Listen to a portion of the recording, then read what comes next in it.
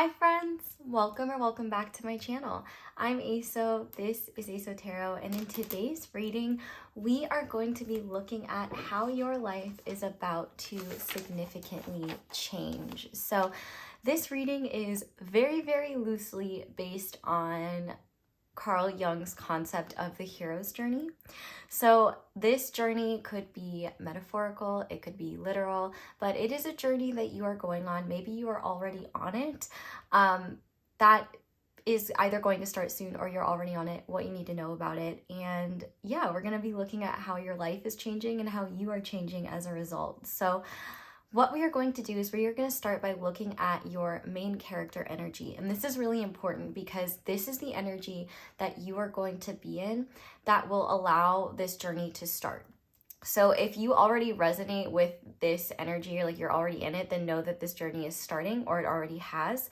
And if you don't resonate with the energy quite yet, hold on to it because it's likely something you're shifting into. And you might even feel like, for some of you, like, I don't even know how I will be in that energy. Well, we change, people grow. So this doesn't have to be like just core archetypes of who you are. They could be, but this is just rather the energies that you will be embodying that will kick your journey off, and the overall energies you'll be in as you experience this big change in your life. So then we are going to move into tarot, and what we're going to start by looking at is, what is this journey really about? So what are the main ideas? What is the true purpose of this happening for you? Then we're going to look at what trials will you face that you need to be aware of. And we're going to look at how can you pass these trials as easily as possible. So rather than making things harder than they need to be, let's just see how can we get it on easy mode and make things a little bit easier. We're also going to look at how will you transform and how will you be rewarded for undergoing this journey and following it. Then we're going to see, where will this journey end up leading you? Where will you be by the end of this journey? And we'll finish off by looking at what it is you need to know moving forward, whether this journey has already started or it hasn't. I'm going to use a destiny oracle for that. Well, when I say Destiny Oracle, I mean it's called like the Sacred Destiny Oracle. I use it a lot on my channel. So we're just going to kind of see like what guidance, what support you need to know to finish off. So I'm really excited to do this reading today. I really hope you guys enjoy it. I'm sure I will enjoy it because I like doing this. But we have 4 different groups for you to choose from today, and each group has a different major arcana deck. And so by that, I mean they only have the 22 major arcana cards. They do not have minor cards or core cards. So starting with group number 1, I believe this is called the Desert Arcana Tarot. I'm gonna have to look that up because I could not find the box. But on top of it, we have this Rhodonite Lotus flower.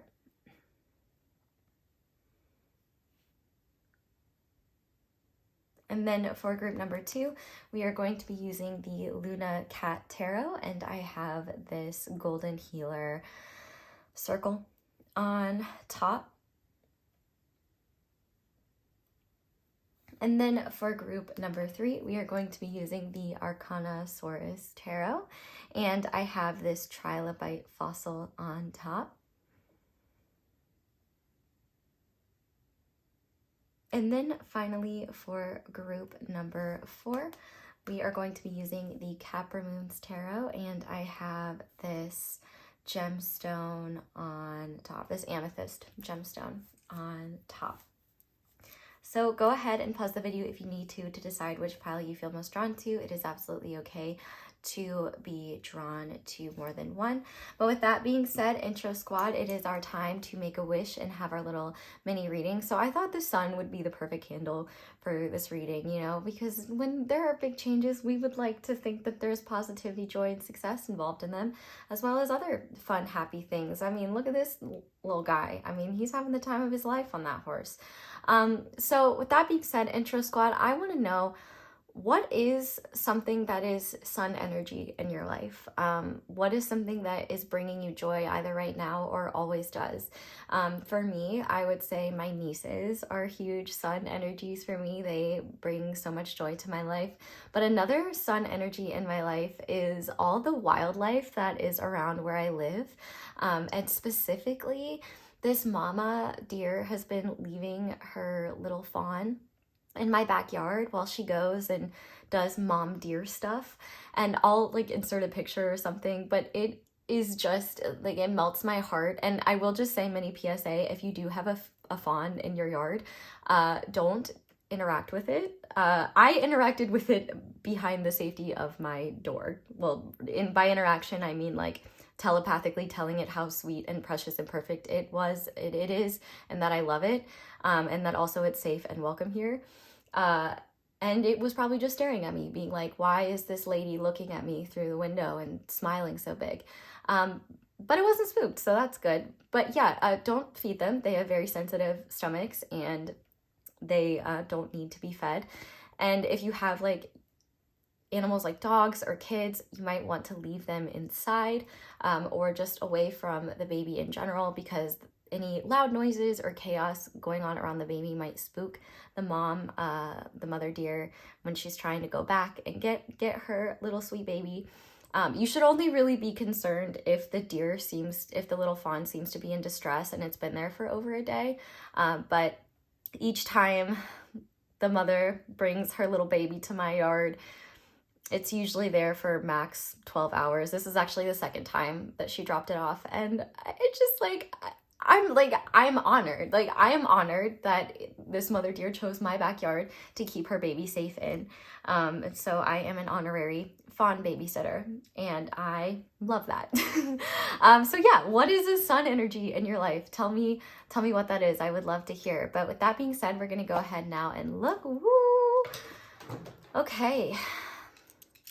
Very significant for this to come out. All right. So let's start by making our wish. If you just want to focus your energy into the candle, you focus on your wish. You can pause the video if you want to and get like all your wish energy in there, but not like wish.com, but like actual magic wish energy. I'm gonna do the same.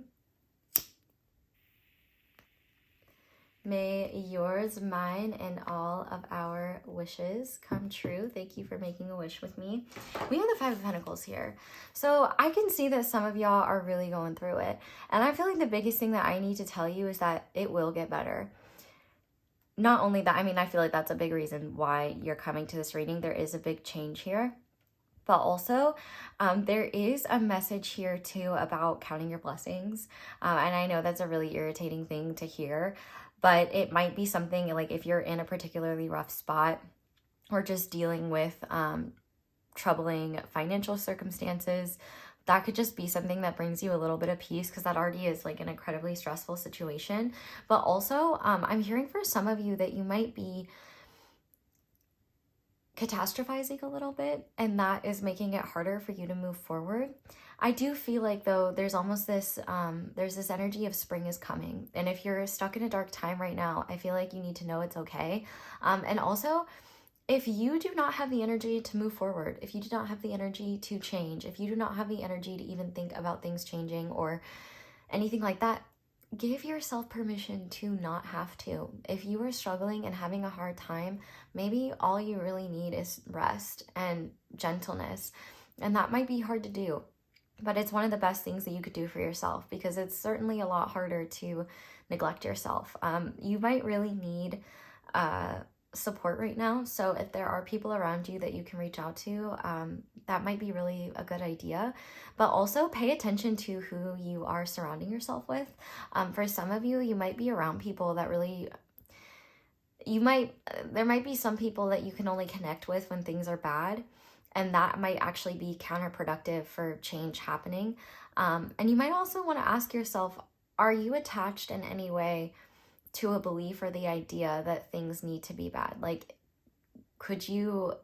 what would it be like if life just felt good and easy? And could that happen right now? And you probably think no, but maybe it could. Maybe it could be as simple as like, maybe a big aspect of this energy is like you beating up on yourself and you feeling not good enough and you comparing yourself and things like that, or feeling like you should be doing more, you should be further along or whatever it is. And then realizing that maybe, you know, just accepting where you're at and recognizing that you're just as worthy, just as valuable as anyone else in this world with where you're at. I definitely think too, if you are really focused on tragedies that you don't have control over, or, you know, like really horrific things happening in the world that, you don't have much like influence over, or, you know, feel drained by, your attachment to them might be a mirror into what you feel within you is unsolvable, or, you know, tragedy or challenge that's happening within you that maybe you are avoiding. You might want to look at where maybe you're neglecting yourself, or where maybe you feel like your challenges are too insurmountable to surpass. But I feel like things are getting lighter for you, and that would make a lot of sense because the next reading that I have coming out, surprise, it is an astrology reading. Well, it's an all signs reading. And yeah, it's a bit different. I'm excited for you guys to see it. And a lot of the readings were about things getting better, things getting easier. So I do think for all of you that is the case. And I think one of the easiest things that you can do is really lean into what gives you hope, what inspires you, whatever your belief system is. You know, one of the big things about the Five of Pentacles is that these two people are outside of a church, but they're not really looking at the church. They're looking down, they're looking at the ground, they're looking up at the sky, and they're not really seeing what resources are right next to them. You know, that church has shelter, that church has warmth. And I'm not saying go to a church, but maybe do so even if you're not religious, as some churches can be really, like if you're needing material support or food, you know, look into food banks, things like that. But also like churches can be a great place to get donations and get help. So, and last I knew, you don't need to be that religion in order to receive support. But I'm sure there are snooty ones. So, I guess it's just a matter of discernment. And may you not have to deal with the ones that are not charitable, which is kind of ironic to have a non-charitable church. But you know what? A lot of stuff in our world that don't make much sense. But overall, there are resources available to you that you may not be seeing. Maybe because you feel like you don't deserve them, or you feel like your situation isn't dire enough to need them. But maybe you are pushing away help because you don't want to admit that you really need it. But also you may be feeling like you need to struggle unnecessarily. And I'll tell you a quick story. I was in Canada with my family one year, and in the middle of winter, like January. And we walked like 3 miles in the middle of downtown Toronto. It's windy as hell. It's snowing. It's freezing. And the whole time I was like, can we please just take an Uber? Like, this is miserable. I feel like I was living this card, okay? I was so cold. Like, there's no reason we need to be suffering this much. Like, everybody was miserable, but you know, we kept moving forward. And then we get to our destination and my dad is like, you know, we probably just should have Ubered. And I was like, you think, you know, maybe the thing that I suggested. And he's like, I don't know. I guess like I just kind of assumed I needed to suffer. I just thought we needed to suffer through that. And I'm like, why? There's no reason. And, you know, and of course, it was after the walk that he made that realization. But I think a lot of us kind of have that mentality without realizing it. And if you can realize it beforehand, then maybe you don't have to walk in the freezing Canadian winter for miles.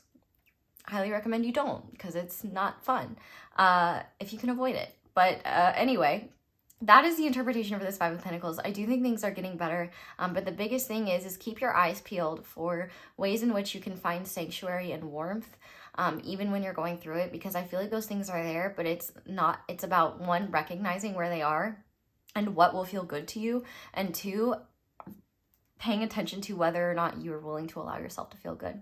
So with that being said, we're going to go ahead and get into your reading now. Thank you guys so much for being here. I really hope you enjoy this video, and I will see you in your reading.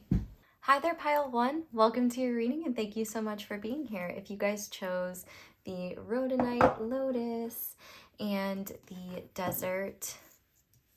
This deck I'm going to figure out the name of. It's desert themed though, and it's a major arcana deck. So yeah, welcome to your reading. Thank you so much for being here. Well, we have a full breakdown of the reading where we are looking at how is your life about to change? What is the next journey you are going on? Like I said, it is very, very, very loosely inspired by Jung's hero's journey. This journey can be metaphorical, it could be literal. But this journey ties into how your life is changing. It's because you're going on this journey, or you may already be on it. And if so, hopefully that will tell you how your life is changing and shifting. So we're starting with your main character energy. And this is going to tell us the energy that you will be in or need to be in to set this journey in motion. And hopefully this will feel aligned and authentic and good. And even if it's very different from energy that you're used to embodying, it will feel right for you during that time. Okay, it's kind of like the idea of, you know, when you're craving specific foods because your body needs those nutrients. It's like that energetically. Like you might feel like you're acting like a different person, or maybe you feel the most like yourself you ever have, and that's because you need to be for this journey, and that's just what is aligned and will be good for you. So group number 1, Spirit, what is their main character energy, or what is their main character energy that they are or will be embodying that will set them on this big, powerful journey? What is group number 1's main character energy, please?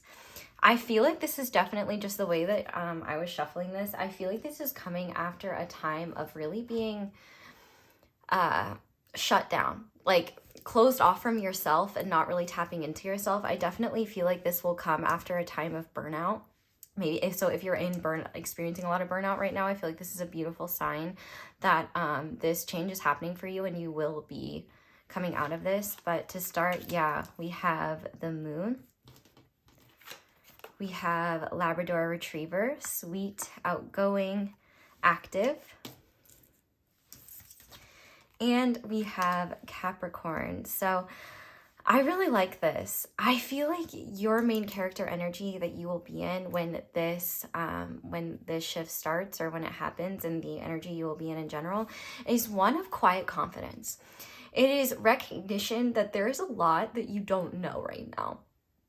There's a lot of unknowns and unknown variables, and you're gonna kind of have this like, I have no idea what I'm doing and I have no idea where I'm going, but like I'm cool with it and I'm moving forward. I definitely feel like there is fear of what's to come and a lot of uncertainty, but I feel like, you know, deep down it's gonna be fine, because not only do you have not only are you the one that's going on this journey, you know, you can trust yourself, but also I feel like you're being pragmatic and realistic about what effort and work is required of you during this time. The fact that we have Capricorn here, you may have 0 Capricorn placements whatsoever. That is totally fine, but you're going to be embodying Capricorn energy. And I think specifically what you're going to be embodying is that pragmatism, but also a determination. The one thing that I will say about Capricorn energy, I do not have any of it in my chart technically. But one thing that I admire about Capricorn energy is just its determination and its like willingness to go the distance, even if there's struggle, even if there's challenge. Like I have a lot of Capricorn moons in my family, and one thing I will say is like one of my siblings is a Capricorn moon, and when he sets his mind to something, he just does it. Like there's no cheating, there's no slipping up. Like he just does it. Like if he's like, I'm gonna eat paleo, like he's eating paleo, and then that's it. Now the downside of that can be you can be really hard on yourself and a bit intense. But the interesting thing is that a lot of inner turmoil you might be experiencing during this time is very hidden to the outside world. If anything, you're presenting in this Labrador energy, which, like, let's be real, like Retriever, like your main character energy, you're ready to retrieve success, that bag, your goals, retrieve aspects of self you may feel like you've lost, like whatever. Your main character energy is going to be focused on greater goals, and you may not know how you're going to get there. Whether that is feeling more fulfilled, whether that is going somewhere new, whether that is making more money, or finding a career that you have more purpose in, whether that is exploring your romantic life or going on a new adventure with your partner, like whatever it may be. And this could be many things. There may not be one specific goal. Maybe the goal is to just expand spiritually or get to know yourself better. You might be feeling like really lost from yourself and uncertain of what life has in store for you. But I feel like you're going to find you have the energy to move forward, and ways in which fear might have held you back in the past, it just isn't anymore. And on the outside, like, people have nothing but confidence in you and would have no idea that you feel so much uncertainty. There's a casual coolness to you during this time where it reminds me of that meme of the dog in the room that's on fire that's like, this is fine. That's kind of how I see you are, because like that fire isn't burning you. You're just like, yeah, this is where we're at. And I feel like you're going to find yourself having a lot more energy to just get things done. And I also feel like during this time, you might see yourself most clearly when you're interacting with other people you get along with. You might find that when you're on your own, there's a lot of like mental noise or a lot of like questions and rumination about things that you clock as being unhelpful and energetically draining. So you don't fall into it very much, but it's there. You might find yourself redirecting yourself, but instead of like falling into it, it's like you're finding things in your external world to entertain you or to support you, or you're just like moving forward. It makes me think of like when you're long distance running, you can hit walls, but then you can also hit like a second wind. And so I feel like whatever you're experiencing internally, it's like you are either finding on your own or intuitively bringing yourself to what you need in that moment to not fall into habits or patterns or states of being that are unhelpful for you moving forward. I feel like at this time as well, you're going to be highly intuitive, and you might find that things that you have placed zero faith in or are just doing because they're silly or fun end up having a lot of wisdom for you that's quite surprising. This is going to be a time where you're not seeing what's around you, you're seeing with your third eye. Like your third eye is wide open, and like you're trusting your vibes, dude. Like you're vibing all the way, and you're gonna find that you can trust that. You're not gonna be seeing as clearly as you'd like to, but you don't need to, because your intuition is gonna be loud. Like you are going to hear it, and I think the biggest way it's gonna be loud is like the things that are going to be aligned with you. Even if you consciously are like, oh, I don't really want to do that, or like, I know I should do this, but I don't really feel like it, you're going to find yourself doing it anyway and reaping the rewards of it and realizing, and then it's going to lead you to the next thing and bring you clarity. Like you're highly intuitive during this time. Definitely a little bit more sensitive, and people may not realize that. There may be times where you maybe need to like go inwards a little bit and just care for yourself, but like I feel like a lot of people are going to be inspired by you during this time. Like you're going for it. It's kind of funny, but I'm kind of getting like SpongeBob energy. You know, like SpongeBob loves his job and he's always, you know, that phrase, like, I'm ready. Like, I feel like you're ready for anything, and you may not be as enthusiastic as SpongeBob, but you're certainly just as sweet. And I feel like there's just something so endearing about you where people want to help you. People see everything within you that you don't see in yourself that makes you wonder if you're capable. It's like everybody else knows that you're capable. And I think that what you are realizing is that you're capable, but truly your main character energy is unstoppable and chill. Like it's this beautiful combination of, yeah, I have no clue what I'm doing, but I'm doing it anyway, and we'll see what happens, and I feel like it'll be fine. And yeah, like I adore this. People are going to be adoring you. And I feel like one of the kind of frustrating things about this energy is that you are going to get less of the other people are going to benefit from the energy you're projecting outwards a lot, like this Labrador Retriever energy. I feel like you're going to find you want to be more social. You want to be around other people. But I feel like other people won't see that you're like, yeah, I'm kind of worried about like where my path is, or I've been in kind of a weird mood, but they would be like, really? Like, I had no idea. Like, you seem like you're doing really well. And if you don't say it, people won't know it. But also I feel like too, you're going to find that there is a lot of value and benefit by being around people that inspire you and people that have energies that you want to take on. So like if you know someone that is really gentle, or if you see someone online that's like really positive, or is really brave, or I mean anything really, that like listening to music that makes you feel brave, like whatever it may be, use that to your benefit, because I feel like you are pretty sensitive during this time to just external energies in general. And if they are unhelpful, they could really hold you back. But if they are helpful, but if they are supportive and nourishing, they could really help propel you forward, especially when you feel like you're struggling. So we're gonna go ahead and get into your tarot now. I guess to summarize your main character energy, it's just gonna be one that's confident and cool on the outside, uncertain but determined on the inside, and overall, like, you're that type of main character that everyone wants to root for, and I'm certainly rooting for you. So while I'm shuffling, if you end up enjoying this reading, thank you for leaving me a like. I love you, and if you leave me a like, that is 25 good luck points for your journey. So thank you. Okay, so we're gonna start by asking, what is this journey really about for you? So pile 1, Spirit, what is this journey really about for group number 1? What is the purpose of this journey that they're already on or about to set off on, literally or metaphorically speaking? We have the Knight of Pentacles. This journey is about consistency for you. This is about recognizing that what you see is not always the truth of what's actually there.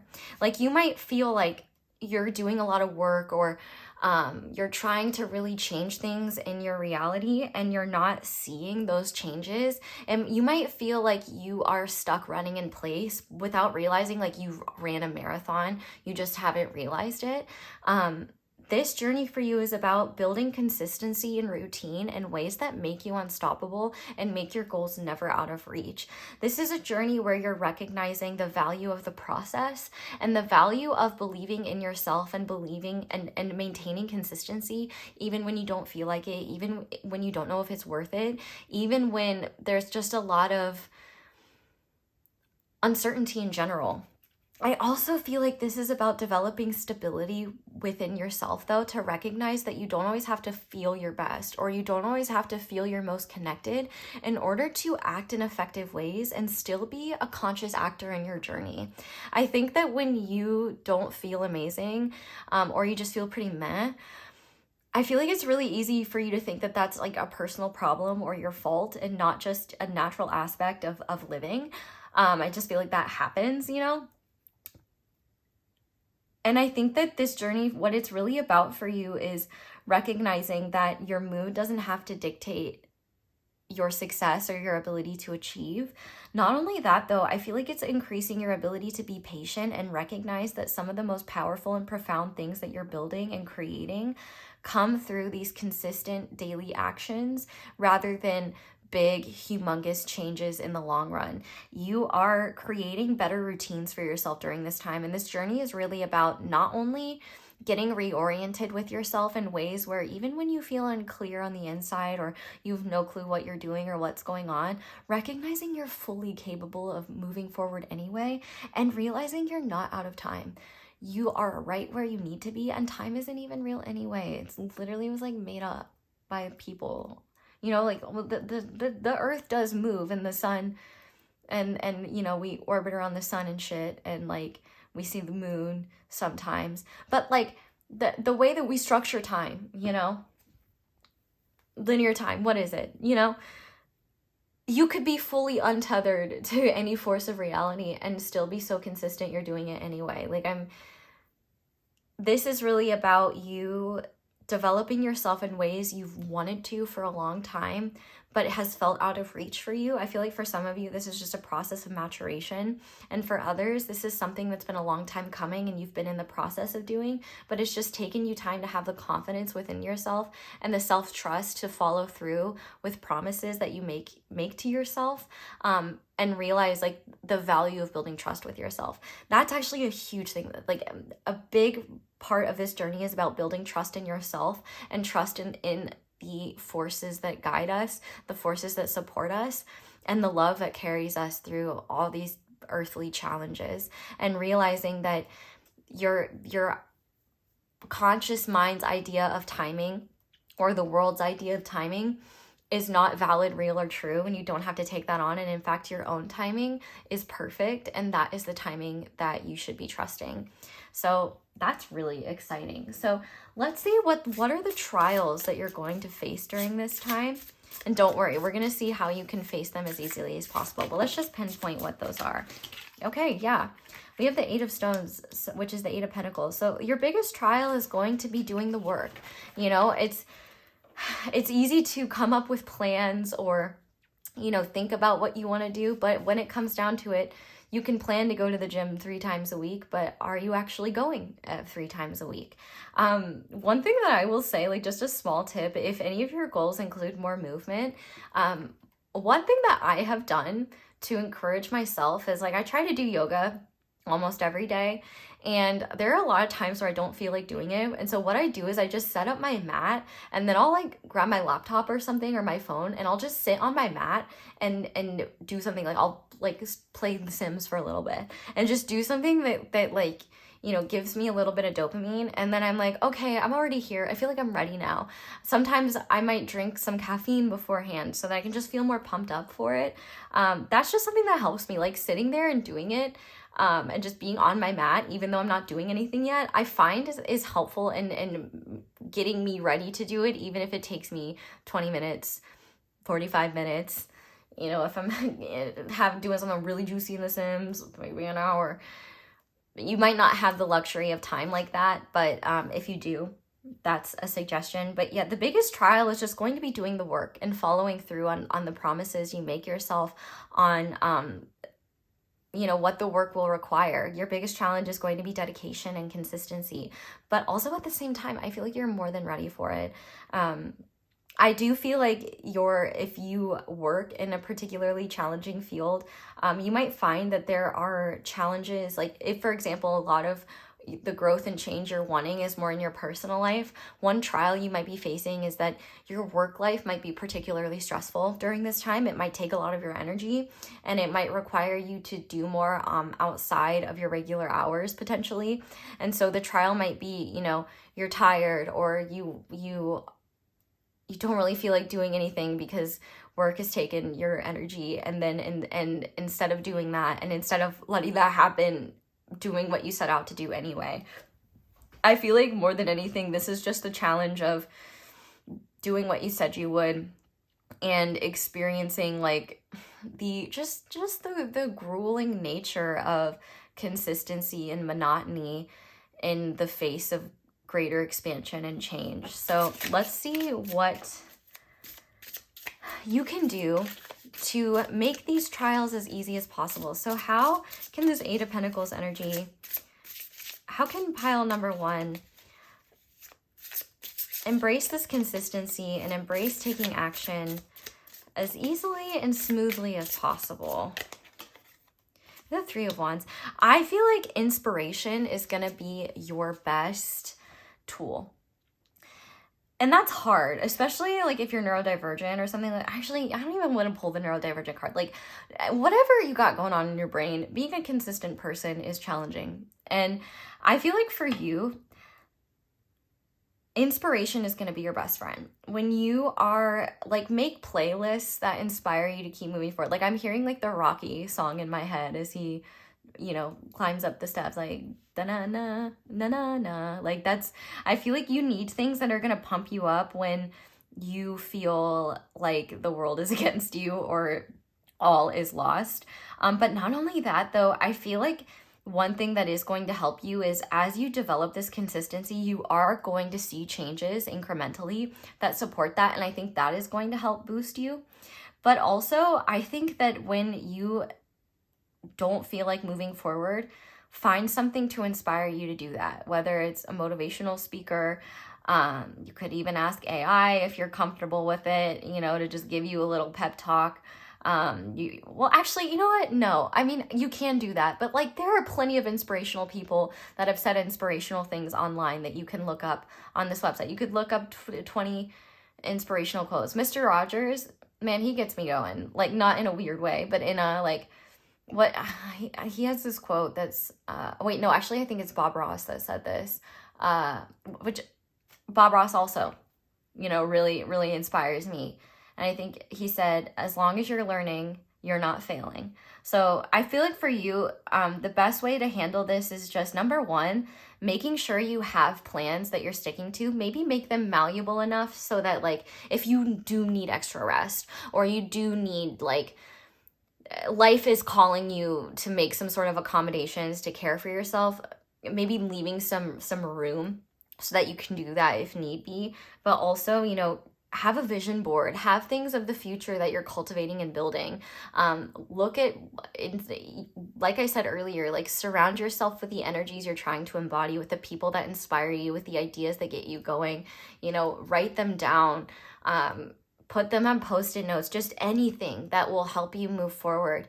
I feel like Yoga with Adriene, I mean, I'm a Yoga with Adriene stan, and I'm proud of that. One of the things that she talks about in her videos a lot is that the mind gives up before the body does.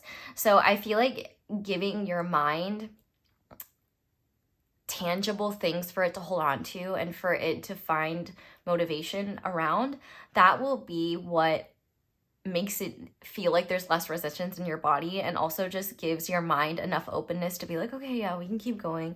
We can do this a little longer. We've got this.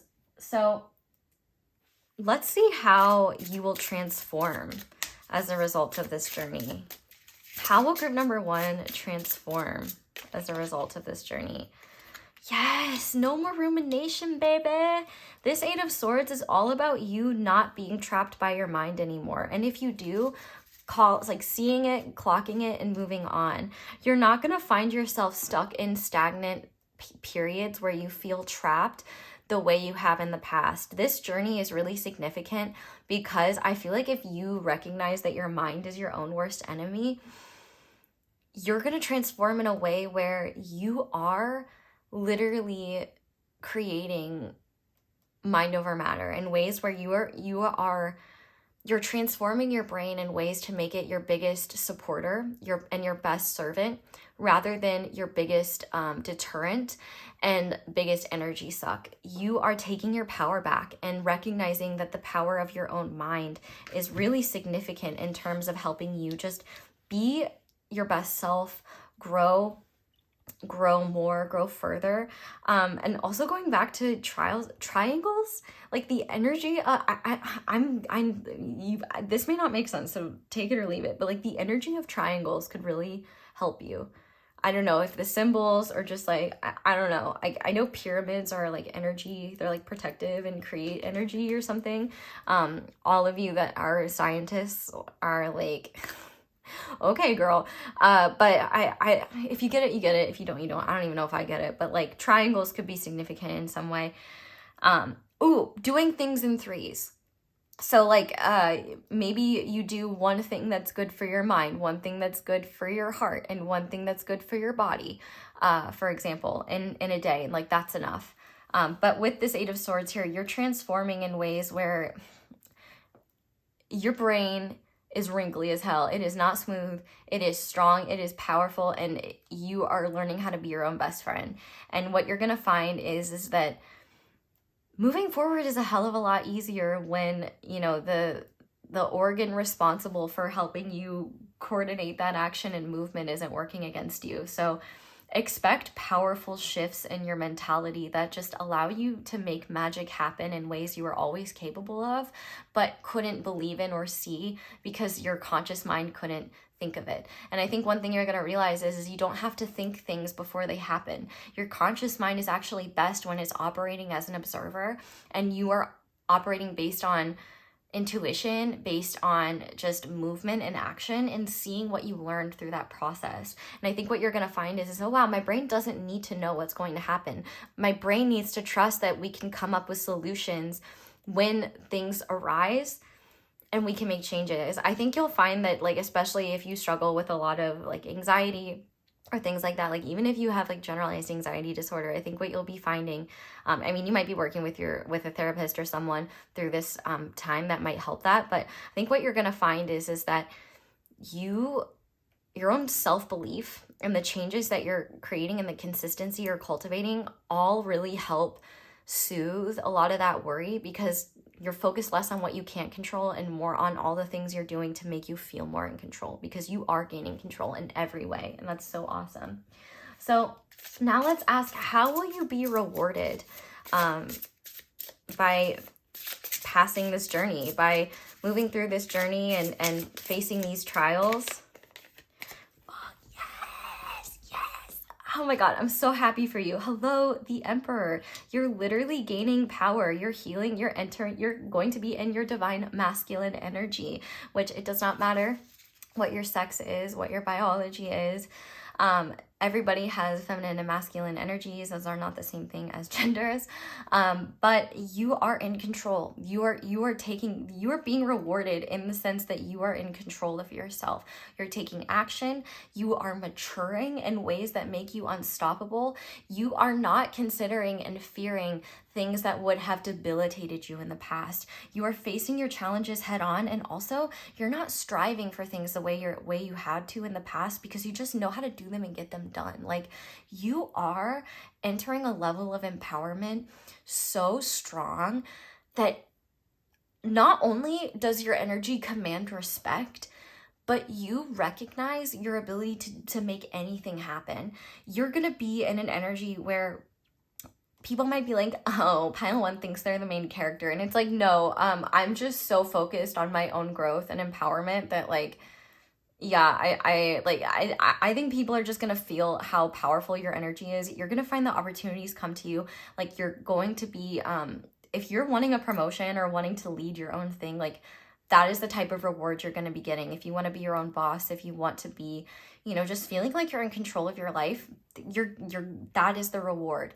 You're not only going to be in control, but nobody is going to cause you to fall off your own path. Like, you are in, like, the baddest of energies in the best way. Like, not bad as in the words of CL, not bad meaning bad, but bad meaning good, That's the kind of energy. And I feel like there's a lot of like concerns that you're not going to have, and it's just going to be like, if you can dream it, you can do it. Like, there is no one stopping you, and you really are like in this energy of sovereignty where you take responsibility for what is yours and you don't hold on to what isn't your responsibility. You're not holding on to other people's mistakes, and you are getting a lot of grounded, tangible success and strategies from what you work on and what you do, and other people are looking up to you, respecting you, admiring you, and really seeing you as a leader. I also think if there are leaders in your life, or, powerful men in your life, or powerful masculine energies in your life, they are looking at you with respect and seeing you as a peer rather than someone, I don't want to say like underneath them, but rather someone who still has things to learn and grow about. Like, you are someone trustworthy, you are someone that's consistent, you are someone that is admired, you are someone who will have an excellent reputation, and someone who is like, I know that this is possible, and I know that others are capable of it because I did it myself. And because you've done that yourself, you will recognize when people are, just making excuses, or when people aren't ready. Like, you're going to be such an excellent judge of character as well. And you're going to be really good at building teams and leading others to create and accomplish bigger goals that you couldn't do on your own. So that is incredible. So let's see where this journey will end up leading you. So where will pile 1 end up towards the end of this journey, or as this journey is closing and they are in their Emperor energy? You will end up somewhere where you are no longer beholden to, look, the moon on the back of the deck again. You will end up somewhere where you don't truly believe you can be right now. Maybe that's a place that you feel like is out of reach. Maybe that's a neighborhood you think is out of your budget. Maybe that's in a magazine for people you think are more famous than you or that have more reputation or prestige than you. Maybe that is in places that have always seemed inaccessible to you. But not only that, you are ending up somewhere where you're not afraid of betrayal. You're not afraid of being screwed over because you trust yourself so much. You're in an energy, like that word trust is so big for you guys. But what's really bigger about it is like, you are going to be in a place that you didn't think was possible for you to access or be, and realize that the only thing that was stopping you was the belief that you couldn't get there, or that you wouldn't be able to hold your own in this environment. And what you'll realize is you will, and you'll be in control of your own energy, and you're not going to be worried about other people. And also, if you are in a place right now where you feel manipulated or guilted by other people's energies or other people's wants, that's not going to affect you anymore. And if anything too, you're going to be in a place where you spot people that take advantage of you, people that are using you and that are not reciprocal, people that are not truly in your corner, you know, the type of people that you know, don't really uplift you and support you. You're going to see that from a mile away. And you're also going to be in a place where you see that energies within yourself and put a stop to them. And in every single way, you're going to be in a place where deception and illusions cannot shake the solid foundation you've built for yourself. And that is so incredibly badass. And I love this for you, group number 1.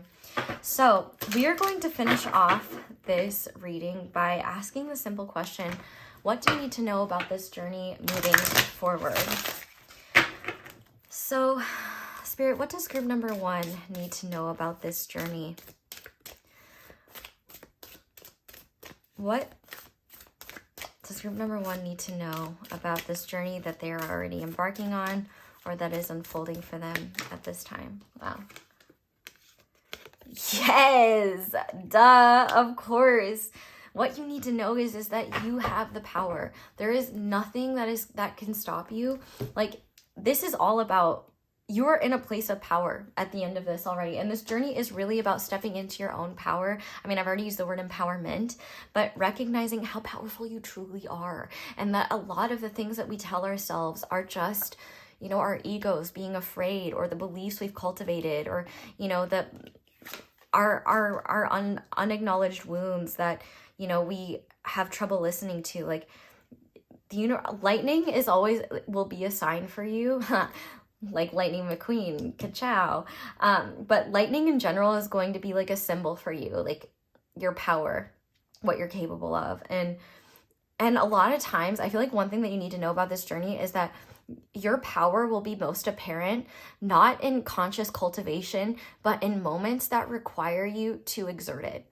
So whether that is saying no to someone that is taking advantage of your time and energy, whether that is stepping up and taking the lead in something, even if you're afraid, whether that is recognizing that the difference between you getting further or staying stuck is choosing to do something differently. Like, you're recognizing where your power lies and where it doesn't, so that you spend a lot more time using it effectively and a lot less time despairing over what isn't within your control. And also, you're going to recognize how people might try to exert their power over you and realize, like, they don't have power over you.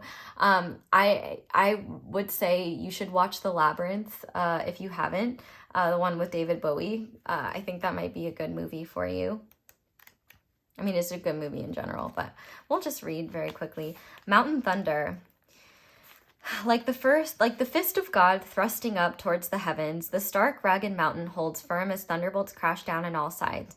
The sound is deafening as it echoes from the mountain peak to mountain peak. Mountains represent strength, power, and permanence, as well as the potent symbol for attaining spiritual heights as they attend to the sky towards the heavens. So one thing you need to know about this journey is that for you, it's about developing strength, power, and permanence in ways where you're not earning them or cultivating them. You're just embodying them more deeply because they've always been within you. Thunder and lightning represent surging power, enlightenment, and revelations of divine matters. Thunder ignites our deeper self and activates our primal and deep emotions. Together, the mountain and thunder symbolize immense power, vitality, and strength. Yes, and the one thing I will say as well is you're going to have powerful spiritual transformations as well. Like your spiritual power will be reaching new heights, and it won't necessarily be in ways where it's in the ethereal. It'll be ways in which it helps you be more firm in the physical dimension. Like your faith in your own spiritual connection is what allows you to take risks and take action that maybe you were too afraid of in the past. This is your time. This is the time to claim your power and step into your potential. This doesn't mean that you will be without fear. You might feel uncertain, but do it anyway. Be courageous. Let the world hear your voice. Take a stand. Stand up for yourself and for others. Share your passion. Teach from the heart, right? And your words will have great meaning. Hold your body, as you are incredibly valiant, noble, and brave. After all, you are. That's so true. Pile 1, thank you for starting off this reading so strong. I am honored to be reading for each and every one of you, and I would love for you to acknowledge what you have the power to do, or how you've been using your power in positive ways. So feel free to share that with me. But I will give you one. I've been using my power by not focusing on outcomes and instead focusing, actually kind of similarly, just on creating for the sake of it and recognizing the value of giving from my heart. But with that being said, I'm going to leave this reading here. Thank you guys so much for watching. Thank you so much for letting my ads play in the background while you do something else. And thank you, you know what, for if you're going to skip them, tipping me. Somebody left me a tip that was like, I skipped your ads. And I'm just like... I love that. Like, it's like, it made me giggle. Like, thank you for like for supporting me anyway. So nice. But other ways to support me, like in the video, comment down below, let me know how it resonates. You can subscribe if you haven't already. You can check out my candles, social media, subscribe, click the little notification bell, watch other videos, ones with extendeds. But yeah. That's all I have for you guys. So thank you so much for watching and for letting me read for you. I hope you all have a wonderful day or night whenever it is that you guys are watching this. I love you guys so much, and I hope you'll come back and see me again soon. Bye! Hi there, Pile 2. Welcome to your reading, and thank you so much for being here. If you guys chose the Golden Healer and the Luna Cat Tarot, this is going to be your reading on how your life is about to change or is already changing by looking at the journey you are already on or about to embark on. This journey can be metaphorical, it can be literal, but it is very loosely inspired by Carl Jung's Hero's Journey.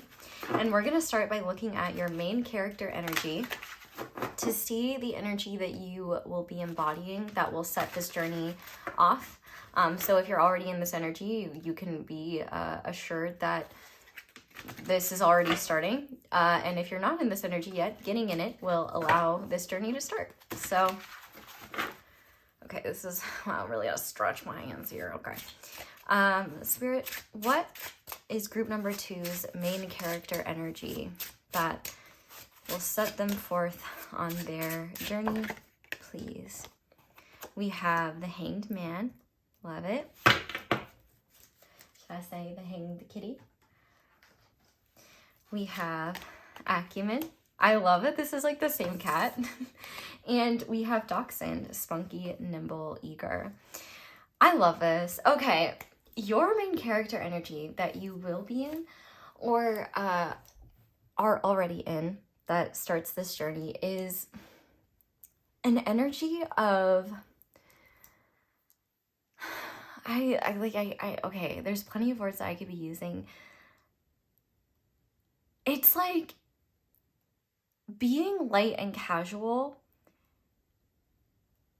but spunky, mischievous, and ready for anything.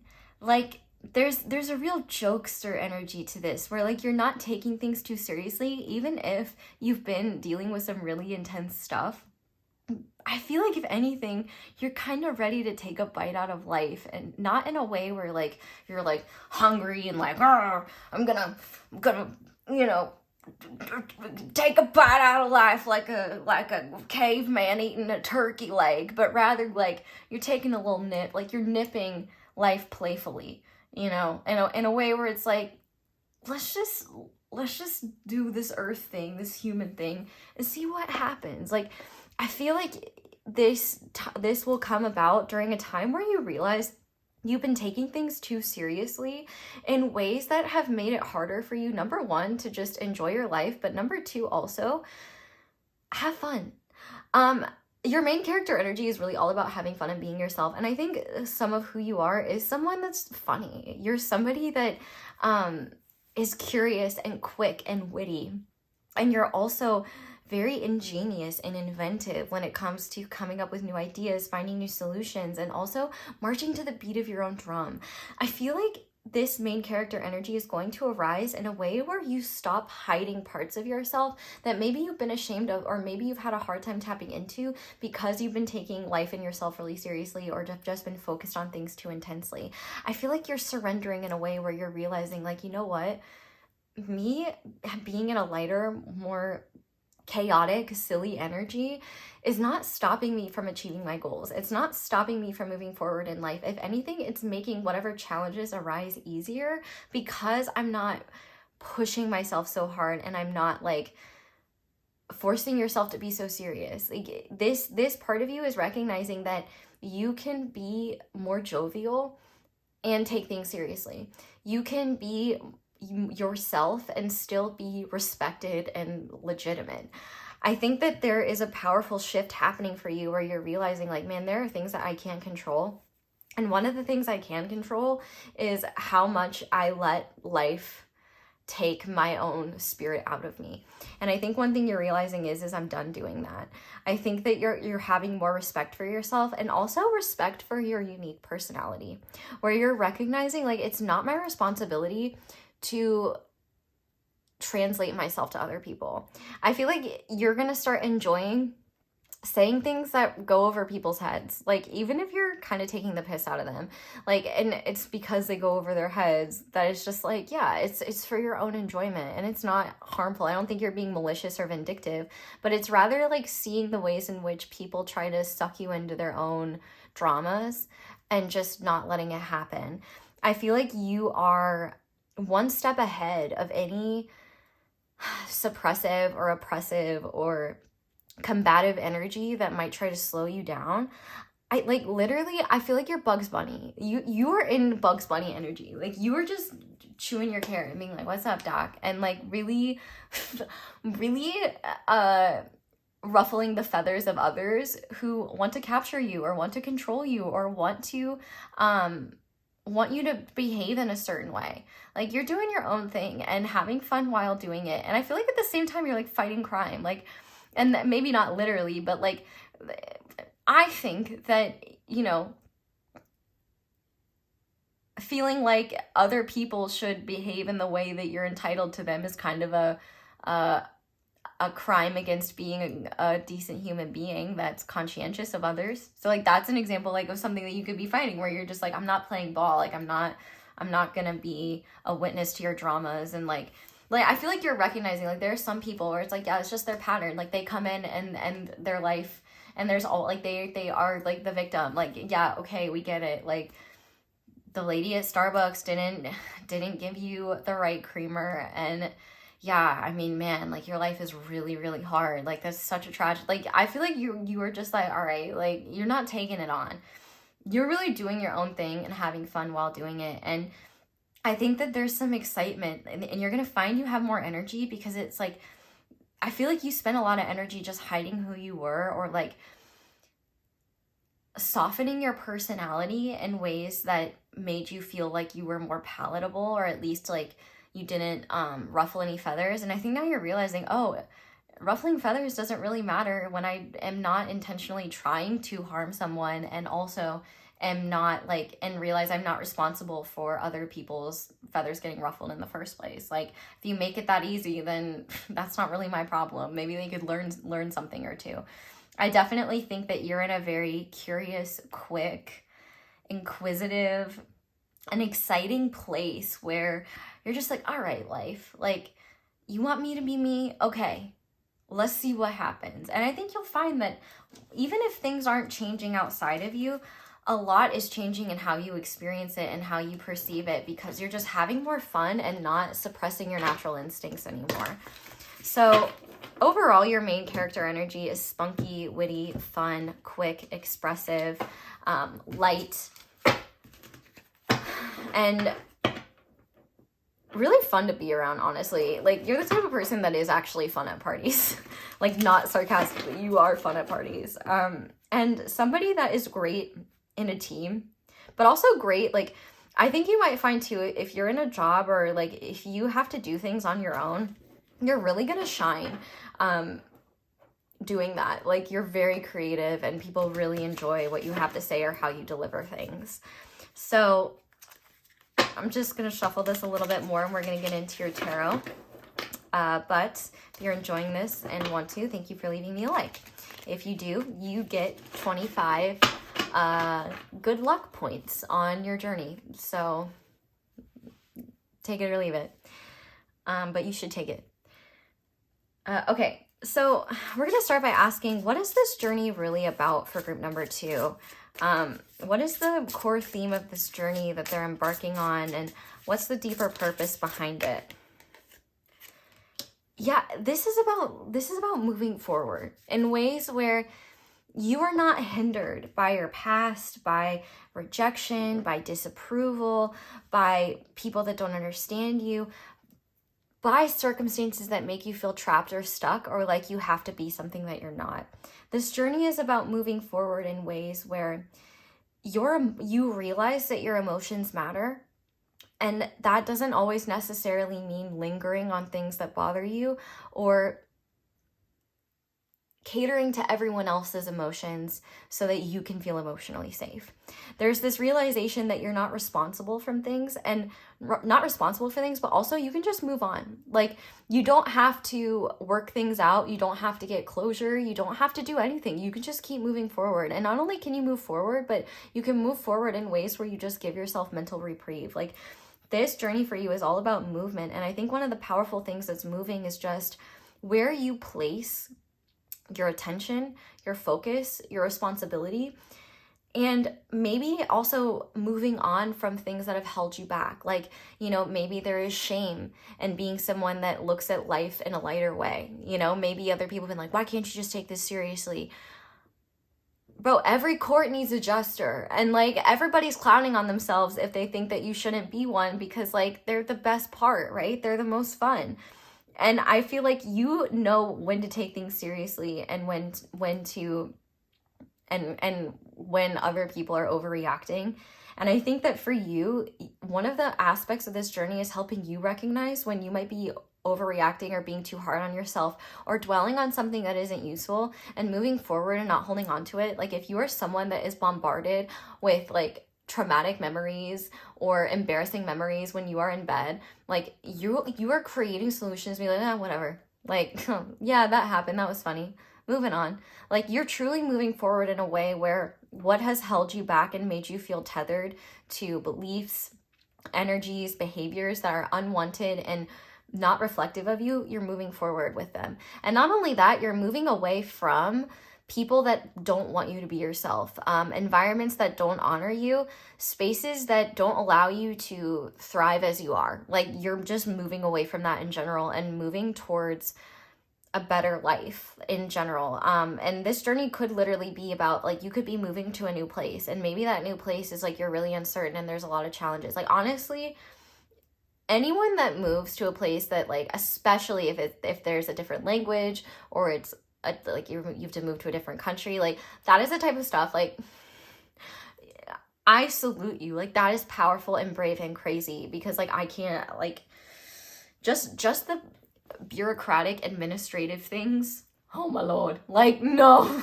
I don't want to do that. Like, that sounds terrible, but also it's worth it, right? And I think that for you, anything that would have held you back, it doesn't hold the same weight anymore. And like, challenges are so much easier to face, and you don't get stuck in emotional wounding in ways that maybe you did in the past, or you are not bound by the emotional wounds of others that you've tried to placate or protect. Like, you're not doing that anymore. Life just gets a lot easier and a lot lighter because you're not putting unnecessary pressure on yourself anymore, and not forcing and just letting go and releasing in ways that just allow you to move forward and be free. I love that. So obviously with any journey there are trials. So let's see what trials you will face during this journey. And don't worry, we're going to look at how you can pass them as easily and smoothly as possible, but let's just see what they are first. So what trials will pile number 2 face that they need to be aware of? The Ace of Wands. So one of the trials will be acting on inspiration and also acting authentically. The trial is, can you be yourself and not be attached to how people respond to it? Can you act on impulse or act on your creativity, or allow yourself to be passionate or goofy or silly even if people don't get it? Can you allow yourself to make a joke and accept if it bombs? For a second I almost like held myself back, and I'm like, girl, we're in our house, not an airport. Like, I'm allowed to say that. But I think another challenge is too is like not letting other people rile you up in ways where it's like, there might be certain things that people can say that just really set you off because maybe they're annoying or they're blatantly wrong. And instead of getting riled up about them, the main trial might be just not interacting or engaging with those people or things that might rile you up. So like, if the news makes you upset, maybe it's recognizing, okay, this is not the energy I want to be in. I can't take life lightly and watch 3 hours of this. Like, maybe like find a pathway that's a more, where you can like be informed without being angered by the end of it. I do think, yeah, like one of the challenges is going to be actually acting upon what you feel, saying what you think instead of suppressing it. But also I think one of the challenges as well will just be what you do with these new bursts of energy, creativity, passion, because I feel like you are conditioned in certain ways to ignore it, neglect it, or dilute it. And that's not what this is about. This is about you embracing it. Like, I love that you guys are this golden healer, because it literally, like, look, it's like behind you, like you're healing in powerful ways. And I think that your sense of self is expanding. And also let's be real, another trial you're going to face is how attractive and magnetic your energy is, and everybody's going to want a piece of you. Everybody's going to be reacting to you. So let's see. Oh, let me turn this around. How can group number 2 pass these trials as easily and smoothly as possible? We have the Chariot. So move forward, baby. What all you really got to do, like, this is really about movement for you and just rolling with it. Like, it makes me think of, actually, there's like an Adam Sandler movie that's called Just Go With It, and it's a silly little movie. You might enjoy it if you haven't seen it. Jennifer Aniston is in it, and she's Jennifer Aniston, so your eyes will enjoy it.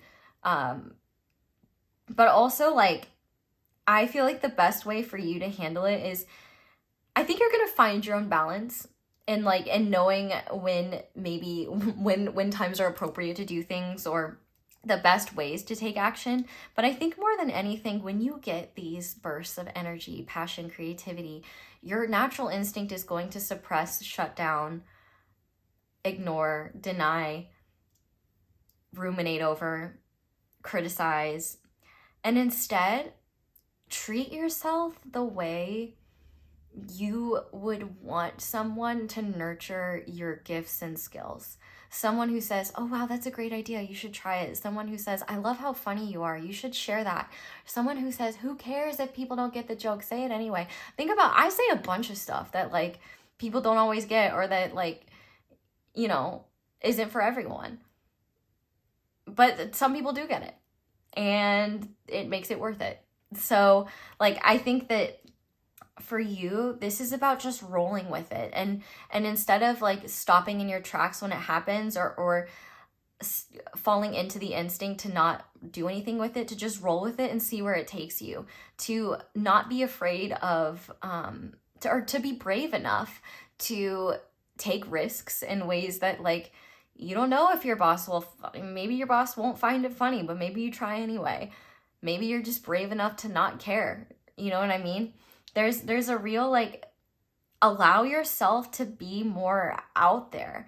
Allow yourself to keep moving forward. And if something doesn't land, if someone doesn't get it, or if you know, you're not happy with the outcome of what you created or something, you just move forward and be like, okay, we'll just do something else. The time wasn't wasted because I learned. And you will learn. I also think it will just be really, like, nourishing and nurturing for you to do that, because I think what you're going to find is that you get a lot more positive results than negative. And not only that, but that will help you, like, just be less attached to how people respond or react to you, and realizing, like, not everybody's going to get you. That's fine. Like, nobody in the world, like, everybody speaks different languages, right? We can't all understand each other. And even when we speak the same language, like, a lot of times people will misunderstand you or not interpret things the way that you meant them. That's why I'm very, very focused on, or very detailed with how I describe things, because even when I explain things in depthly, that's not a word, people still misunderstand them. And then, but guess what? That's not I can't help that. And neither can you. And so you just got to do your best. And leave the rest to the unknown and the fates. But really just roll with it. Just go with it and see where it takes you. You're going to find that it's really surprising and really fun. So, and what you'll also find is that even when an outcome arises that you weren't anticipating or wanting, it doesn't impact you that badly, and it's fine. Like, yeah, some people find me annoying. Some people don't get my jokes. Some people wish I used less pop culture references. But guess what? Those people can either accept it or move on and find something else. I'm not going to let it stop me. Clearly I haven't, because I probably would have changed by now, right? Same with you. Just keep doing your thing. The ones that get you will get you.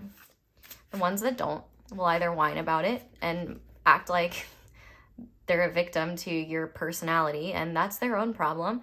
And the other ones will be mature enough to just find what suits them. Okay, so how will group number 2 transform as a result of this journey? How will they evolve as a person?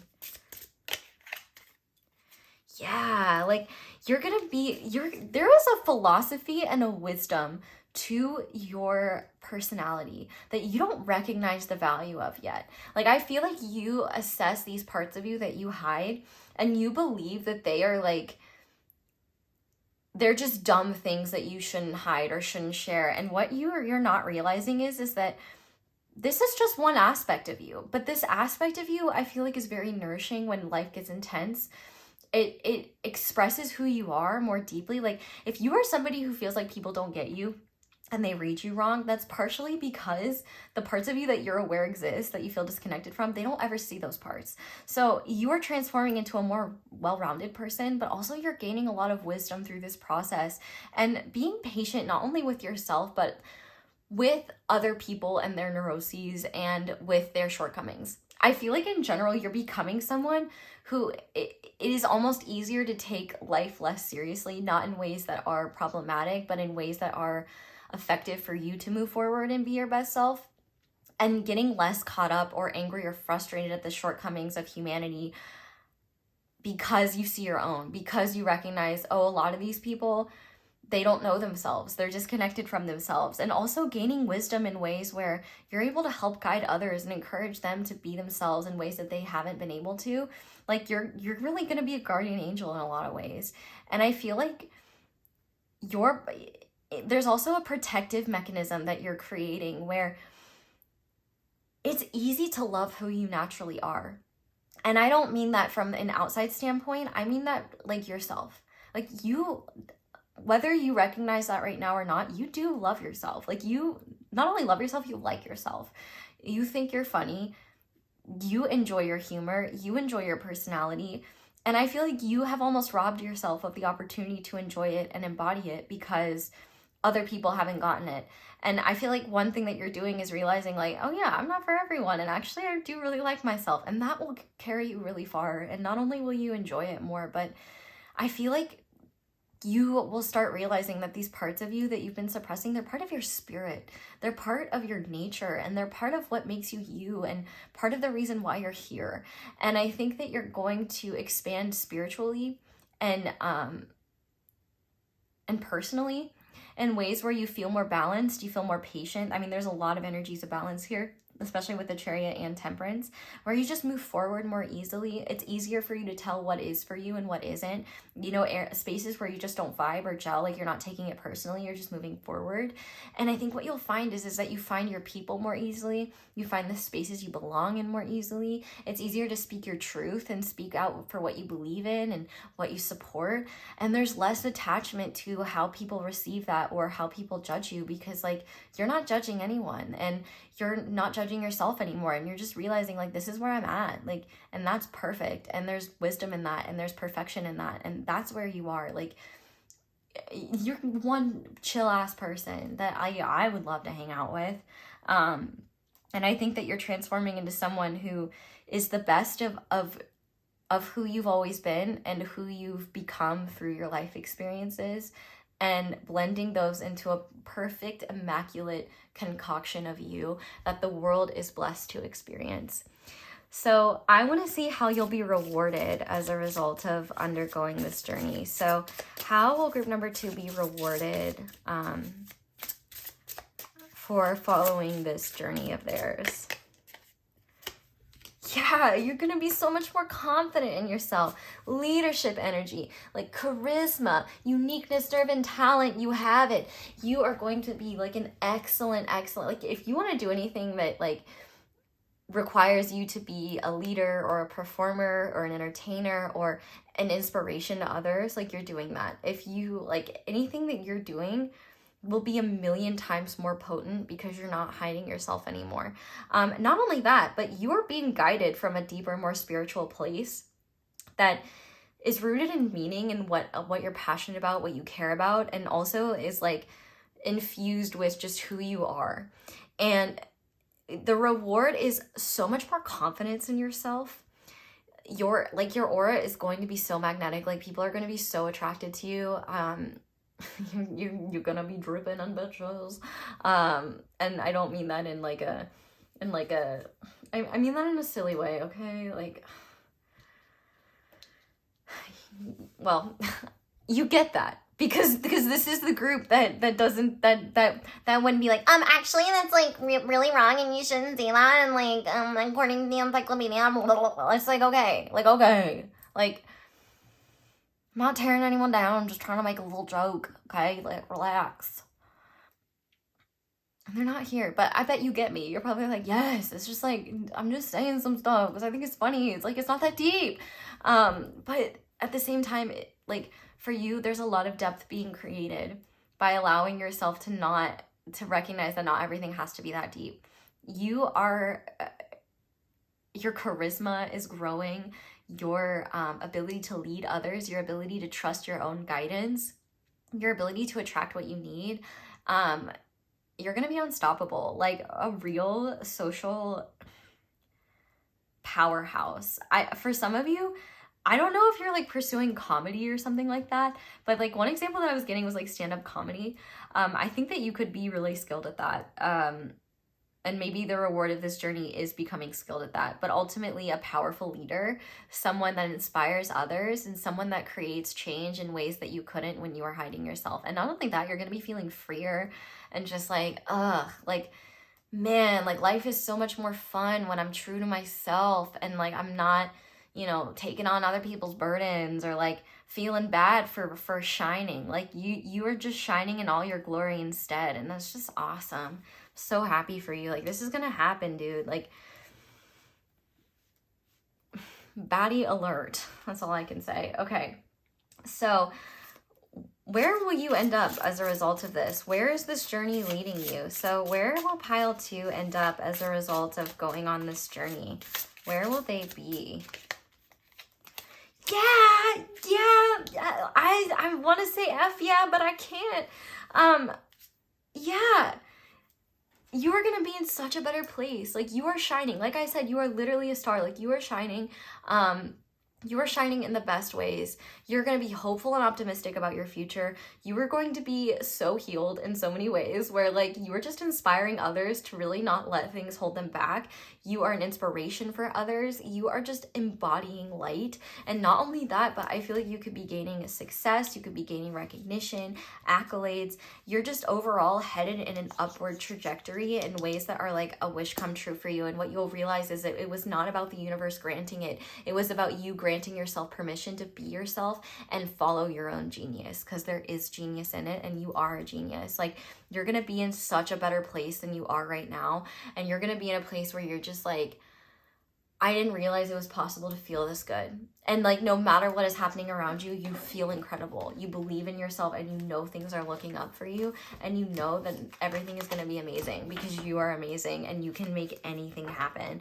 You are unstoppable, and you are like, you're going to be in a place where everybody wants to follow you. Everybody wants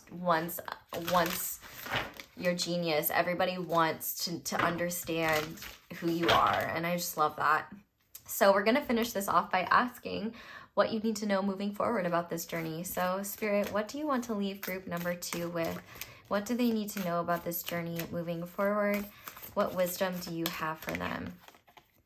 Diligence. Okay, so I definitely think that like one of the hardest parts of this will be those moments where a joke doesn't land, or someone doesn't quite get you, or someone is really bothered and starts creating drama because you're not behaving in the way you want them to. And instead of succumbing to that, letting it go, doing what you need to do in order to just keep on sailing.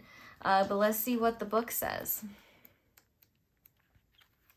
Fallow field. Traditionally, fields were left fallow. I don't know if I'm saying that right. Unfarmed for extended periods of time to allow the soil to recover and rebalance its nutrients, break disease and pest cycles, and provide a haven for wildlife. Letting fields lie fallow meant that the subsequent crops were much healthier and more vibrant.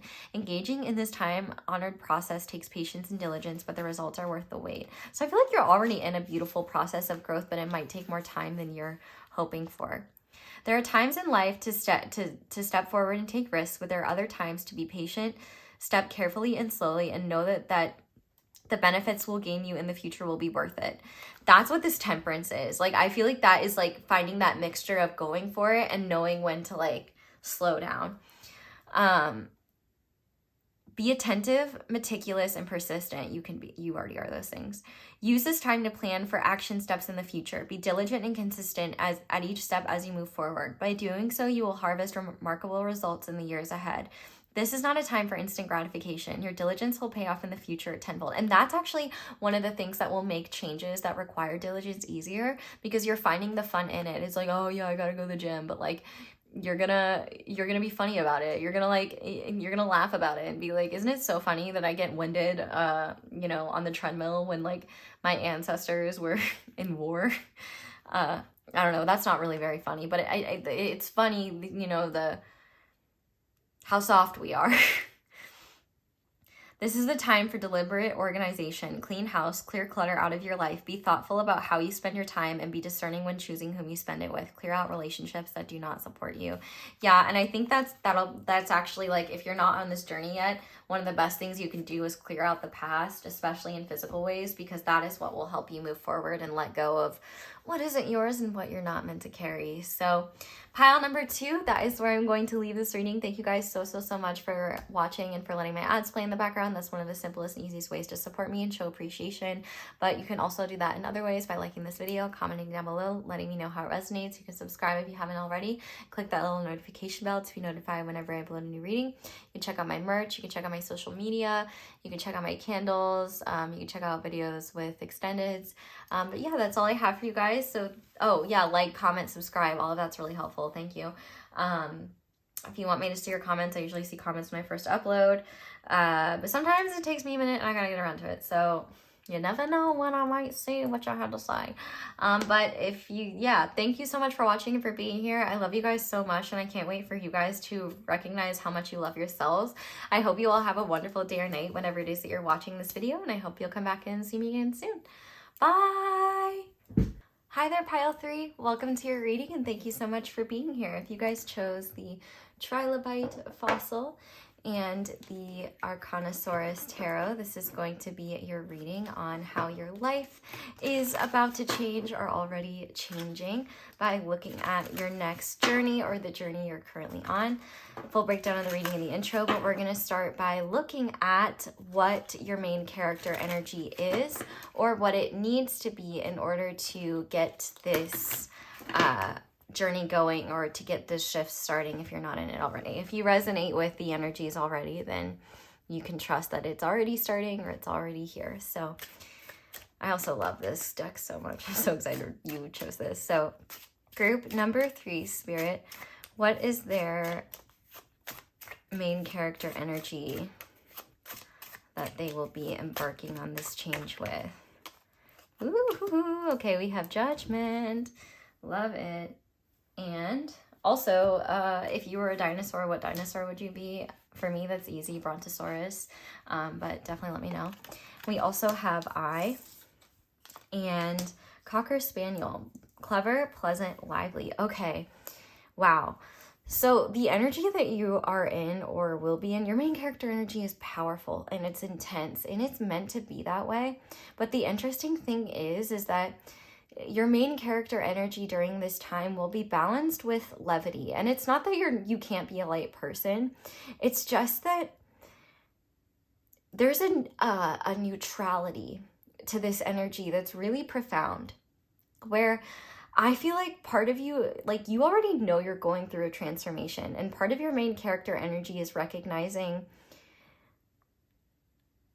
this deep, intense process you've already been undergoing. It's like you're leveling up in a way where you know you're about ready to enter this next stage, while also recognizing what qualities within you not only make your presence around others more pleasant, but also what makes these intense journeys more pleasant. So the fact that we have clever, pleasant, lively, I feel like you are going to be, your main character energy faces challenge with a good attitude and faces intensity with a recognition that like these are pervasive energies, and if you drown in them, if you allow yourself to stop swimming or allow yourself to drown in them, I think that you may have learned from experience that like not only does that make it harder to connect with others, but I feel like it's harder for you to really like yourself during those times, because it's almost like you're allowing these deep processes that you're undergoing to undercut your ability to find the funny in it, to find the joy and small everyday things. Like I'm thinking of the phrase, like, why can't I just be grateful? Like, why can't things just be simple? You're learning to find the simplicity in the complex reality that your spirit chose and the journey that you're on. Like your main character energy is leveling up in a way where you can compartmentalize different experiences while still being aware of the full picture. It's like you're not suppressing or denying the intensity of what you're personally going through, whilst also recognizing, I feel best about myself when I'm in this energy, and this energy, which I feel like is this Cocker Spaniel energy, like clever, pleasant, lively, like it's seeing the best in things. It's recognizing your ability to handle challenges and see the irony in circumstances, to use your social skills and use your all the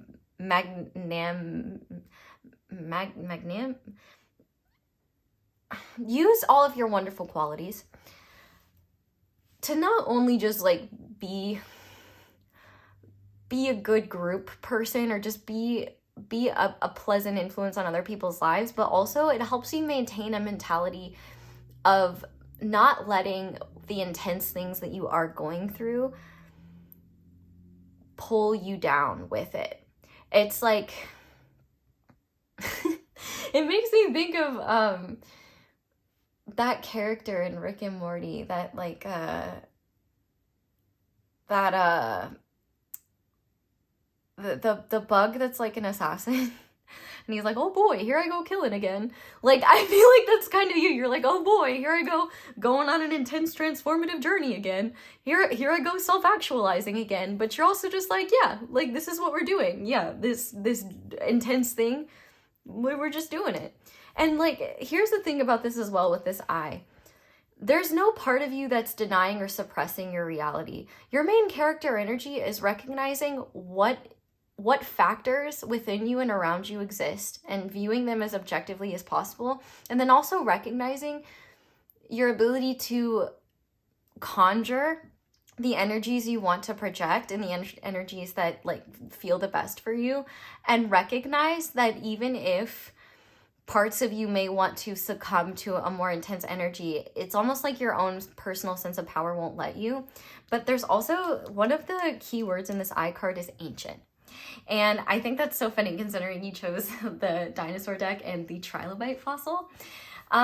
There is a part of you, like, your soul has been through powerful transformative things, and just in this lifetime. But I feel like you have done these things, and you've done really intense things in other lifetimes. And I also feel like you're the type of person that uses humor to cope, or like likes to, at the very least, try to look at the bright side, especially if you are someone who struggles with getting stuck in like negative ruts, because you're starting to recognize that like that is the one way you can combat what feels insurmountable. It's like, instead of being swept up in a tidal wave, like, you're learning how to be Moses and part the Red Sea. Like, you are recognizing where you can not only overcome circumstances, but choose how you want to face them and how you want to address the things that you can't control. You're very, very powerful. And I think also there's a part of you that's aware that these intense things you're going through, they don't just affect you. Like, your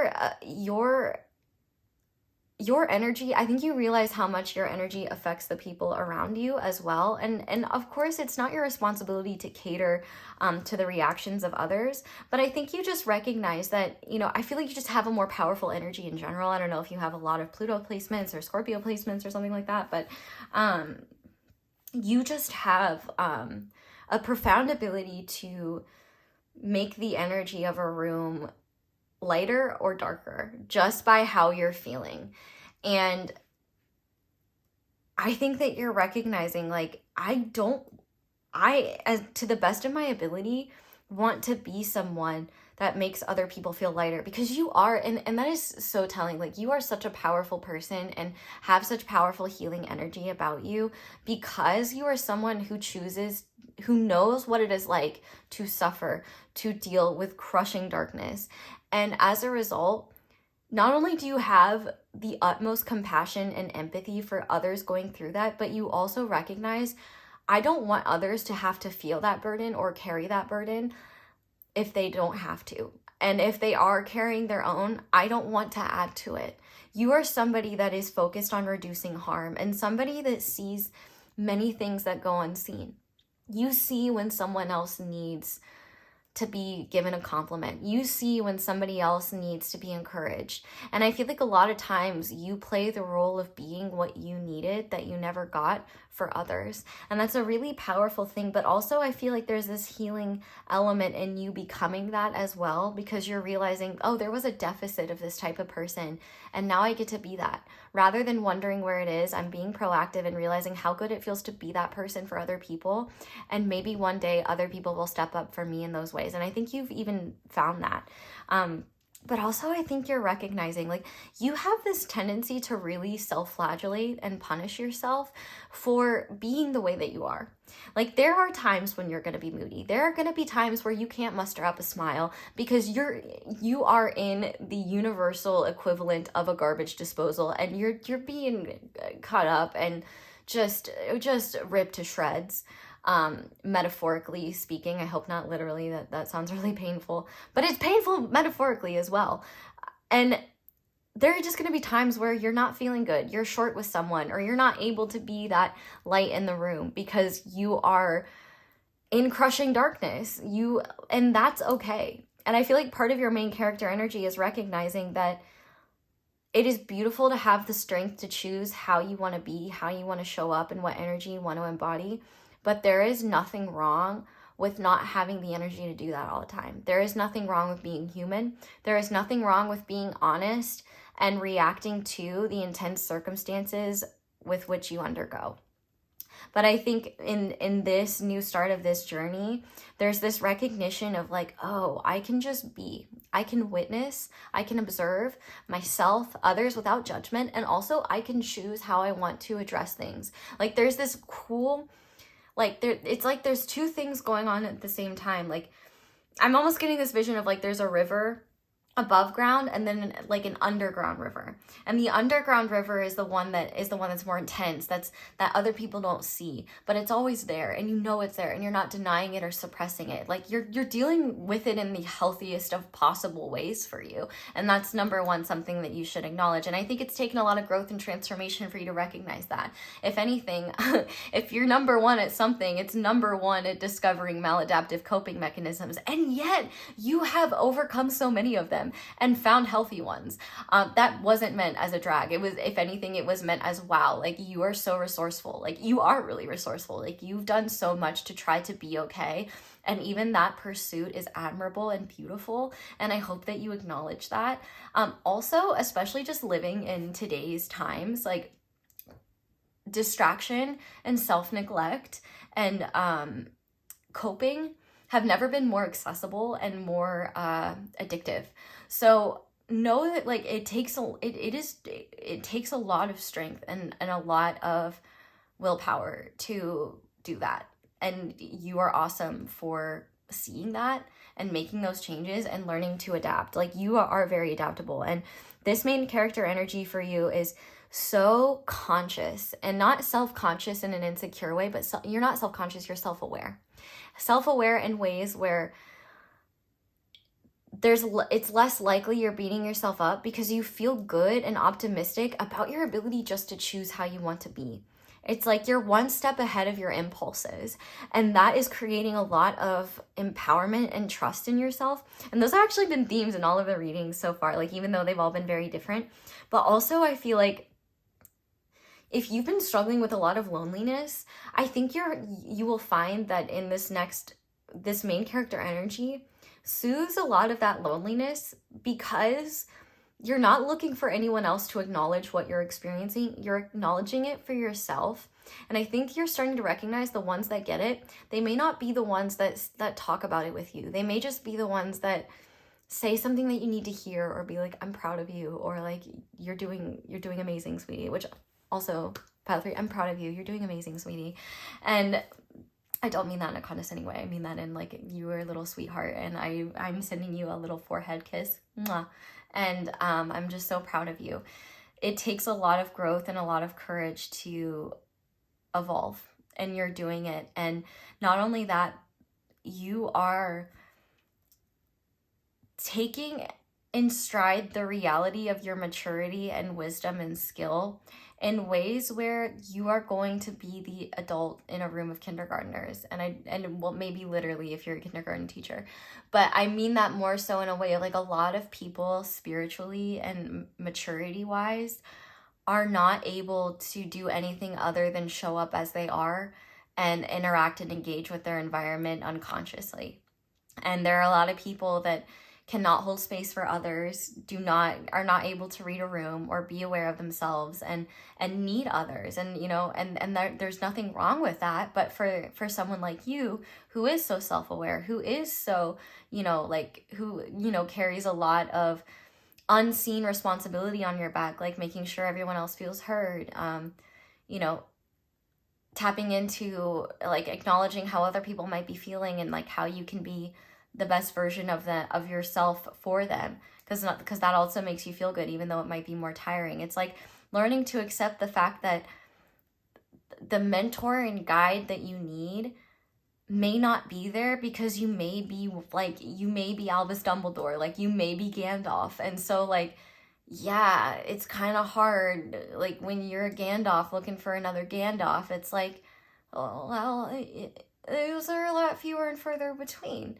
But your value comes in so many ways. And I think that your main character energy is recognizing your wisdom, recognizing your contributions, not shaming yourself for your shortcomings, but rather recognizing how powerful this state of being you're stepping into or already are in is. It takes a lot of maturity, self-awareness, and strength to not only witness your own experiences, even if you can't make sense of them, and still choose how you want to be and exercise control over how these forces that you can't control impact you. It's really powerful and it's really badass. I guarantee you most people will have no idea that like what like the burdens that you carry. And that's the thing, is like the part of the problem is that you make it look really easy, and it's not easy. And so I feel like I need to acknowledge for you, like, what you're doing is hard. It's very challenging, and you make it look easy. But that does not negate the fact that it is hard. And wow, give yourself some credit. You are a fantastic human being, and somebody that is, you know, I'm lucky to read for you. Other people are lucky to have you in their life. So if you're enjoying this reading, if you want to leave me a little like or like comment or subscribe, or, you know, like let the ads play or any shit like that, you can get 25 good luck points on your journey to be issued as you do generous thing of your choice. Thank you for doing any of them. Okay, but let's go ahead and start by asking, what is this journey really about? So, because what's interesting is like a lot of your main character energy seems to be the culmination of journeys you've already been on, and now it's like, okay, what's next? Because part of what's next is a process you've already been in for a long time. Like you enter, it's like a constant process of going into the underworld and then coming back out, and just being refined and transformed, and you're in a constant process of evolution. Like, I feel like spiritually speaking, it's like the equivalent of taking a full course load in a semester of school, or a quarter if you still do quarters, where, you know, it's like you're doing a lot in one life so that you can do less later. But like, damn, it's exhausting and it's a lot, and it seems good in theory before you register, and then you're in week 4 and you're like, why did I do this? So yeah, you're a pretty metal person, and then so cute, you know, like, and then also just like wonderful and lively and just a wonderful person to be around. Okay, I'm enjoying just being in your energy, honestly. Okay, what is this next leg of the journey? Because I feel like this journey is more like the next steps, but it's a journey in of itself. So what is this upcoming journey for group number 3 really about? What is the main idea and the key? Here we have the 9 of Swords. The main idea of this next journey is really about handling the darkness that's out of your control in ways where you're finding resources and support, but also not succumbing to that energy outside of you. It's also, in a much more powerful way as well, learning to find comfort in not knowing, and learning to surrender to when there are forces of darkness or fear that are within you or around you that make it harder for you to believe in yourself or move forward in ways where you don't lose your power to it. Instead, you learn your way, you find your way to feel that experience and do things anyway. You find a way to still do what is within your power and within your energy to control. It's like you may not be able to deal with the fact that you're super scared about something, or that you're really struggling with, like, say, your mental health, for example, or your fear or worry about someone you love, but you can be for them as much as possible. You can find tools and support, and you can just like accept the fact that that's happening, and that won't stop you. I also think it's about recognizing forces of fear and mental anguish that are not yours to control or take responsibility for.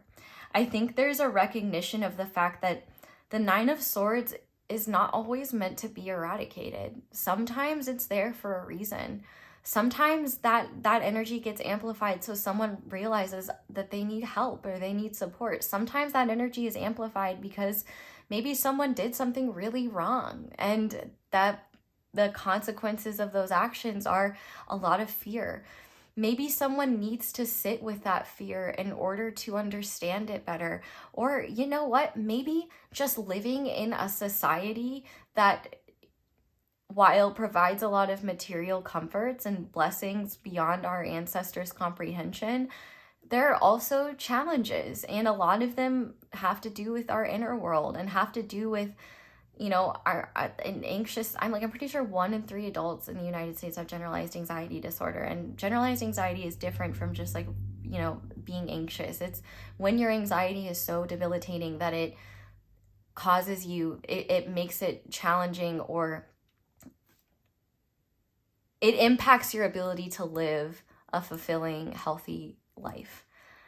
And I feel like if you have been in that place, like I feel like, or are in that place, I think part of this journey is going to be learning to be aware of that and finding support and resources if you don't already have them, or finding ways to handle it or work with it where you're not beating yourself up, you're not shaming yourself, but you're also not giving your power to it. But I also think as well, recognizing that energy in others and recognizing the fact that it's not your responsibility to solve it for other people. And also that it's okay to let people live in their own discomfort. I think that there are a lot of people where you might almost like scoff or laugh like when they talk about their problems or what they're going through, because yours are so much more intense. It's almost like cute to hear from them. And I'm sure you don't do that to their face because you seem like someone who is very conscientious and like wouldn't do that.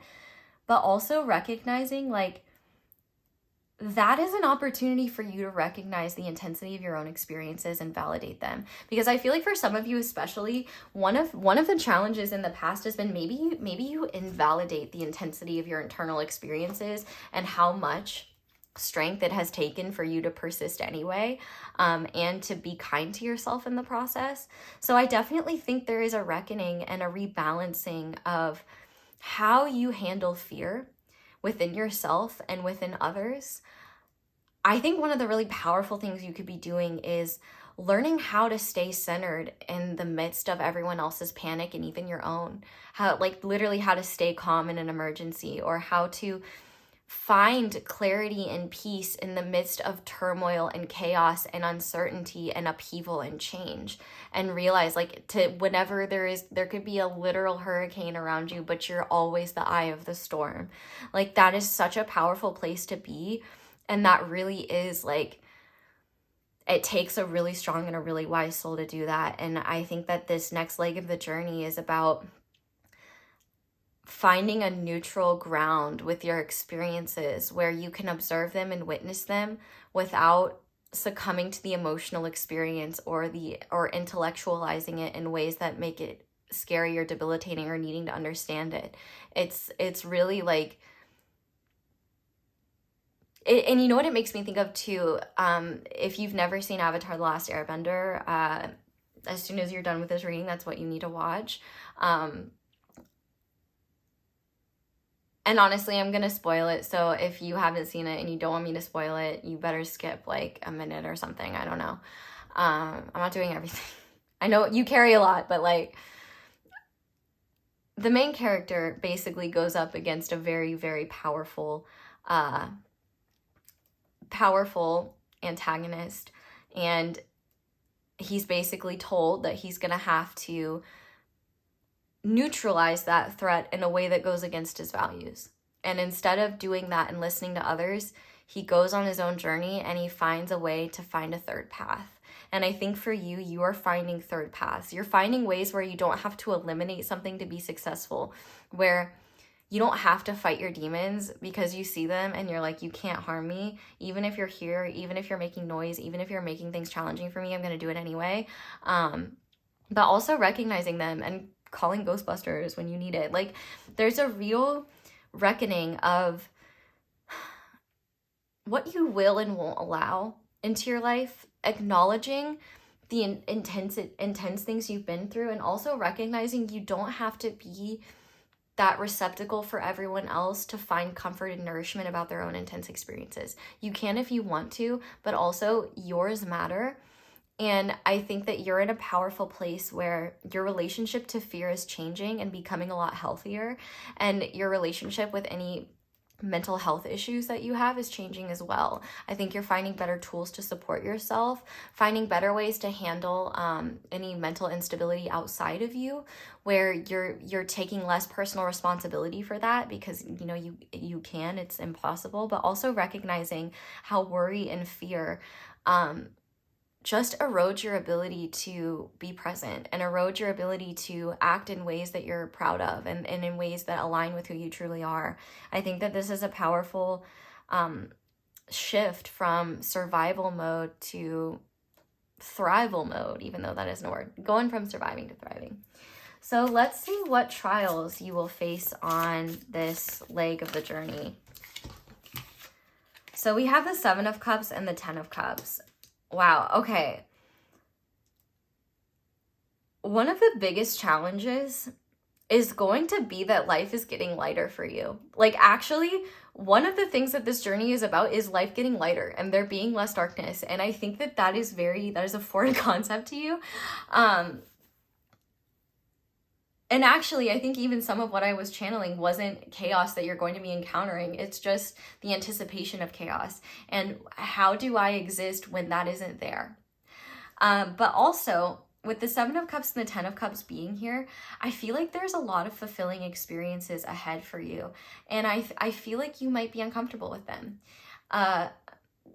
Which, I mean, is not surprising because the amount of empowerment and self-awareness you already have, of course you're going to be having these experiences, but I also feel like you're going to be having really fulfilling connections with family, soul family, friends, romantic partners.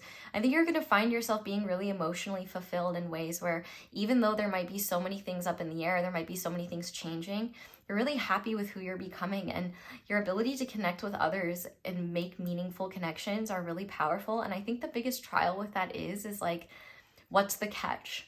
And there isn't one. It's just how connection can be and how the universe wants you to recognize not only do you deserve connection like that, but there isn't a caveat. There isn't a price to pay. It's just living and connecting with the light instead of the dark, because you are familiar with shadow, you're familiar with darkness. But I think one thing you're not comfortable with is how those experiences and how you cope with them and how you've been conditioned make it feel harder to accept pleasure in your life, to accept positive experiences and people that just want to be around you for the sake of it. You might kind of have this idea of like, well, what's the real reason? And I think that there's also one of the trials as well that I think you're going to be facing is like the ways in which you can create fantasies of like fearful fantasies that could become self-fulfilling prophecies, which I don't think they will, but like rather you could almost create stories about fulfilling experiences, like having a nice time with a friend and then like being like, yeah, well they just want to hang out with me because they didn't have anyone else to hang out with, or like, yeah, I was probably really annoying and they didn't care, or I probably burdened them with all my problems, like just stuff that's not real or true that could create confusion. But also, I feel like one of the trials of this next step, of this next journey of your life, is that I feel like you have a lot of options in terms of where you could go, and you may not know what's going to be fulfilling or best for you. And I think that's because like there are a lot of wonderful opportunities here, but also I feel like you're afraid of choosing something, like choosing wrong. And I don't think you can choose wrong. I think if anything, part of what makes this next journey in your life so fulfilling is just knowing that you've earned peace and levity in your life. Like you have come so far, and like the thing is you could do all of that, you could come so far, and you could still succumb to energies you can't control, or the belief that things won't get better, that you just live in the darkness and that's how it is. But like you're not meant to be in the dark all the time. Like you're meant to traverse all levels. And I think that you have less familiarity with the lighter, fulfilling sides of life that are just meaningful. And I think there's a little bit of fear around it because it's like, do I deserve this? What does this mean? Maybe you're looking for meaning in ways that aren't really there. But also I feel like you may be afraid of how good things can be. Because I think there's a lot of goodness ahead, and I think that you're afraid of making the wrong decision and ruining that or losing fulfillment, and you won't. Even if you don't know what's best for you, you will always make a change when it's time. And I feel like one of the trials too is recognizing that you're kind of a masterpiece always in progress, but you're already complete. And you can find completion in every moment and fulfillment in every moment. And I think that there's a lot of fulfillment in just being aware of how strong your inner state is and how masterful you are of so many different aspects of yourself. And people don't have that. Like a lot of people do not have that. Like I don't have this level. I mean, I want to get on your level. It's impressive. I think for you, there just may be there may be a lot of opportunities and you may not know what to do. So let's see how you face these trials. So what is the best way for, and the irony is that these trials are like not bad. They're good. They're wonderful trials. They're wonderful, but it's like how good will you allow it to be before you can't handle it or before you feel like before you want to push it away. I think you're deeply uncomfortable with receiving. I feel like you are someone who strives and pushes, and I feel like the universe wants you to kick back and receive instead. And so how can pile 3 do that in the most aligned and easy way possible for them? The Magician. Okay, by acknowledging that these are the things that you dreamt of and that these were the things that got you through such challenging circumstances, the types of experiences and people that you've always believed are out there, I feel like they're either coming into your life or you're connecting with them more deeply now. Not only that, the experiences that you've been creating and manifesting, they're coming. And now you have the challenge of, oh gosh, like I wanted this so much when it was in my head, and now it's here, and now it feels scary, and now it feels confronting, and now I'm aware of all of the things within me that maybe wants to push this blessing away or wants to push these beautiful things away. And the universe is saying, you can do this by trusting this is what you cultivated and this is what you deserve, and not in a bad way, but in a, like, you deserve this goodness, this lightness. And I feel like emotional fulfillment might be something that you confuse with like, but is it what I actually want? Because there's no chaos and drama to it. There's no, like, there could be intensity, but the intensity I feel like is a lot lighter than like dark intensity. And that's the thing, is like energy, like a higher vibe energy, it's lighter. You experience it more lightly. Like that's why a compliment doesn't hit as hard as someone saying some really mean shit to you, because the latter is denser. It packs a punch with it, whereas something light and kind, it is literally lighter. It's the difference between wearing a tank top and having a puffy weighted coat on you. Like they're two very different sensory experiences. And I think for you, you're really just being encouraged to recognize your ability to create, your ability to cultivate, and also communicate. The best thing that you can do, especially because I do feel like some of the trials during this time will just be you actually being receptive in ways where you're not always in control of what's going on in the room. You're not always anticipating other people's needs. You might be around people that actually anticipate yours, that see you the way you see them. Maybe if that's something you're manifesting, know that they're coming. But if those people are already here or person and you're uncomfortable with them, maybe recognize that discomfort isn't because there's something shady or nefarious behind it. Maybe that discomfort comes from the fact that, oh wow, somebody can actually see me as deeply as I see them, or see me maybe even more deeply than I see them. And it's confronting. And oh, you're not going anywhere? Oh, you're not running? It's powerful. And I think that you have the ability to communicate, and I think also you don't always need to say things perfectly. You don't always have to have things fleshed out. Like, you can just communicate from your heart, and that's enough. But also, when you don't know what to do or how to feel, just write everything down, so that, like, everything that's going on inside of you without judgment. Just throw up on the paper, not literally, but, you know, like, well, I mean, like, with writing things down, but, you know, maybe the other kind, a receptacle of some sort, and just see what's there. I feel like a lot of what you're afraid of isn't actually fear. It's just an instinctual response to the unknown and to past experiences that you thought would be positive that turned out to be very traumatic or painful, and realizing that things are different.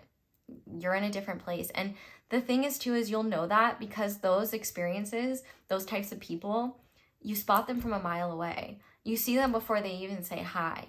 Like, you can trust your discernment and your judgment. And I think there is a part of you that almost doesn't want to admit that there are people with the same amount of goodness and pure intentions and generosity and wisdom and maturity. There are other Gandalfs out there. They're just fewer and further between, and it might be hard because, you know, you might think they're a Gandalf and then they're a Saruman. I don't know, the other wizard that was kind of shady. I'm still getting into Lord of the Rings. Give me patience with that. But, you know, there are other people that are like you, and there are experiences that are meant for you that you're already cultivating and will continue to. And I feel like part of this intensity now is experiencing the journey from a more enjoyable place rather than having to push your car forward. You know, you're all beefy and muscled up because you pushed your car so far, but now it's running and it's working and you can go for a joyride. Do you let yourself, or do you feel like you still need to push your car because it feels weird for it to move forward? Trust yourself and your ability to know what you need when you need it, and to communicate when it's time, and to trust that even if you're unable to put the right words to what you're trying to say, trust that others will receive what is needed, and they will find that middle ground with you. Beautiful. Okay, so I want to see how you will transform as a result of this new journey. Okay, so we have the Emperor and the Four of Wands. So talk about celebrating life more and being in control. Like, this is... The Emperor doesn't need to have to hold his head heavy all the time. Yes, heavy is the head that carries the crown. But there is divinity in celebration and divinity in recognizing that it does not make you stronger or a better person to suppress or deny the beautiful elements of life that deserve to be celebrated. I feel like there is a part of you that almost feels like you should carry your past, your wounds, your trials, your tribulations in a way that makes you feel like you always need to be on your guard. You always need to be looking at things seriously and intensely, when in reality, you can surrender into a state of feeling at home. There are people that will help you feel at home. But also I feel like you will come into the recognition that you can trust yourself and your decisions. And also being honest with yourself about the ways in which you try to control goodness entering your life. Because yeah, one of the things that we can't control is, you know, the things that touch our heart in ways that we could never anticipate. But you will transform in ways that you come into union with yourself and the world around you in a much deeper way than you ever have. I feel like you will truly embrace the lighter side of life and realize that it has wisdom for you too, and that there's value of you experiencing that as well. You know, if you're the type of person that's like, why can't I just enjoy a night out, or why can't things just be lighter? This journey is about getting there. And a lot of that comes through being open to it and recognizing that sometimes we are afraid of that. Sometimes when we are used to chaos and drama and like instability, that peace and stability and a feeling of being at home can be really confronting and challenging. It feels like something should be happening that isn't. It's like a muscle that you're used to exercising doesn't have to work. And it feels like there should be a catch, but the same way I always say in these readings, like if it resonates, it is for you. If it doesn't, it is not. Like it is not that there, you do not have to think that deeply. Like it either is for you or it isn't. That is how that you are meant to transform. Like you are meant to be a lot more harmonious within yourself. And also one of the things that you will find as you move through this next phase of your journey is you'll recognize when you need lightness and when that is healing and important. If you are someone who's always felt like you need to, like your biggest source of motivation is suffering or heaviness, you will find that you can use both. Like both lightness, joy, and positive, like peace and pleasant experiences can motivate you just as much as intensity, grit, heaviness, burdens, powerful pursuits that can help you move forward as well. You can have both. And you also will have the ability to know what you need when you need it and honor that. It doesn't make you weak. It actually makes you really strong and incredibly self-aware. So now I want to see how you will be rewarded as a result of going through this journey. Yeah. Okay. So first of all, if you're trying to manifest more abundance, especially materially,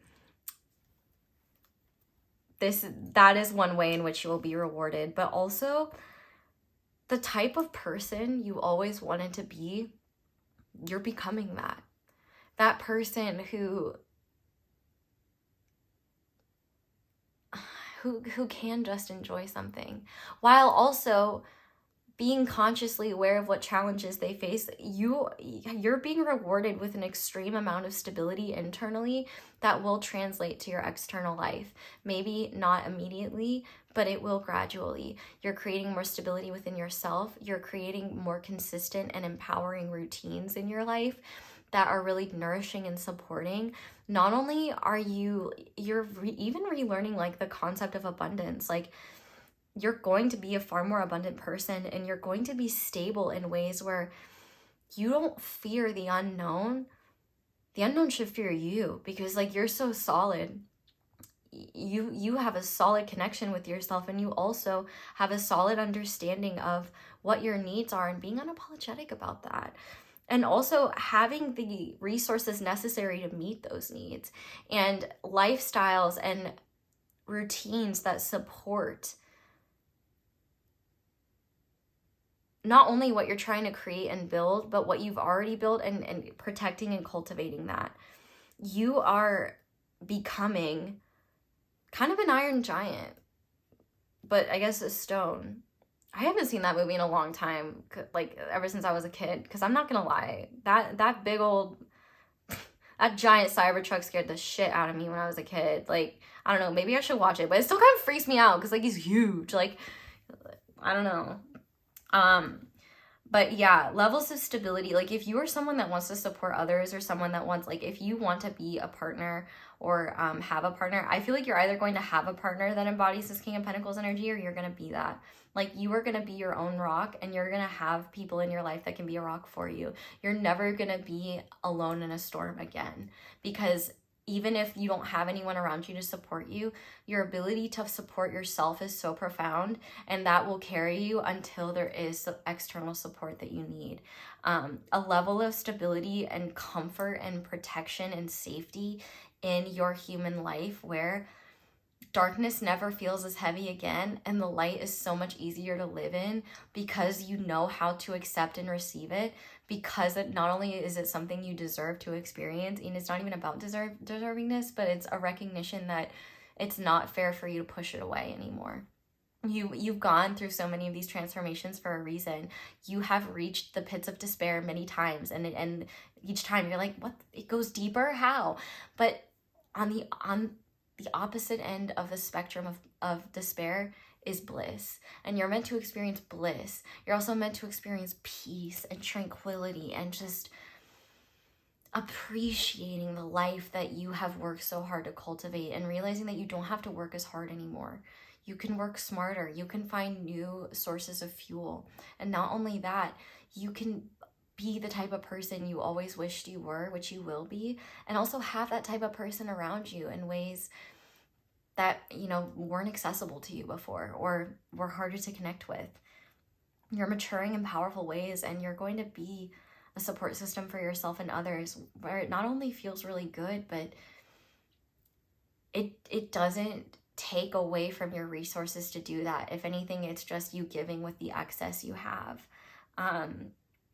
Very powerful, very, very powerful.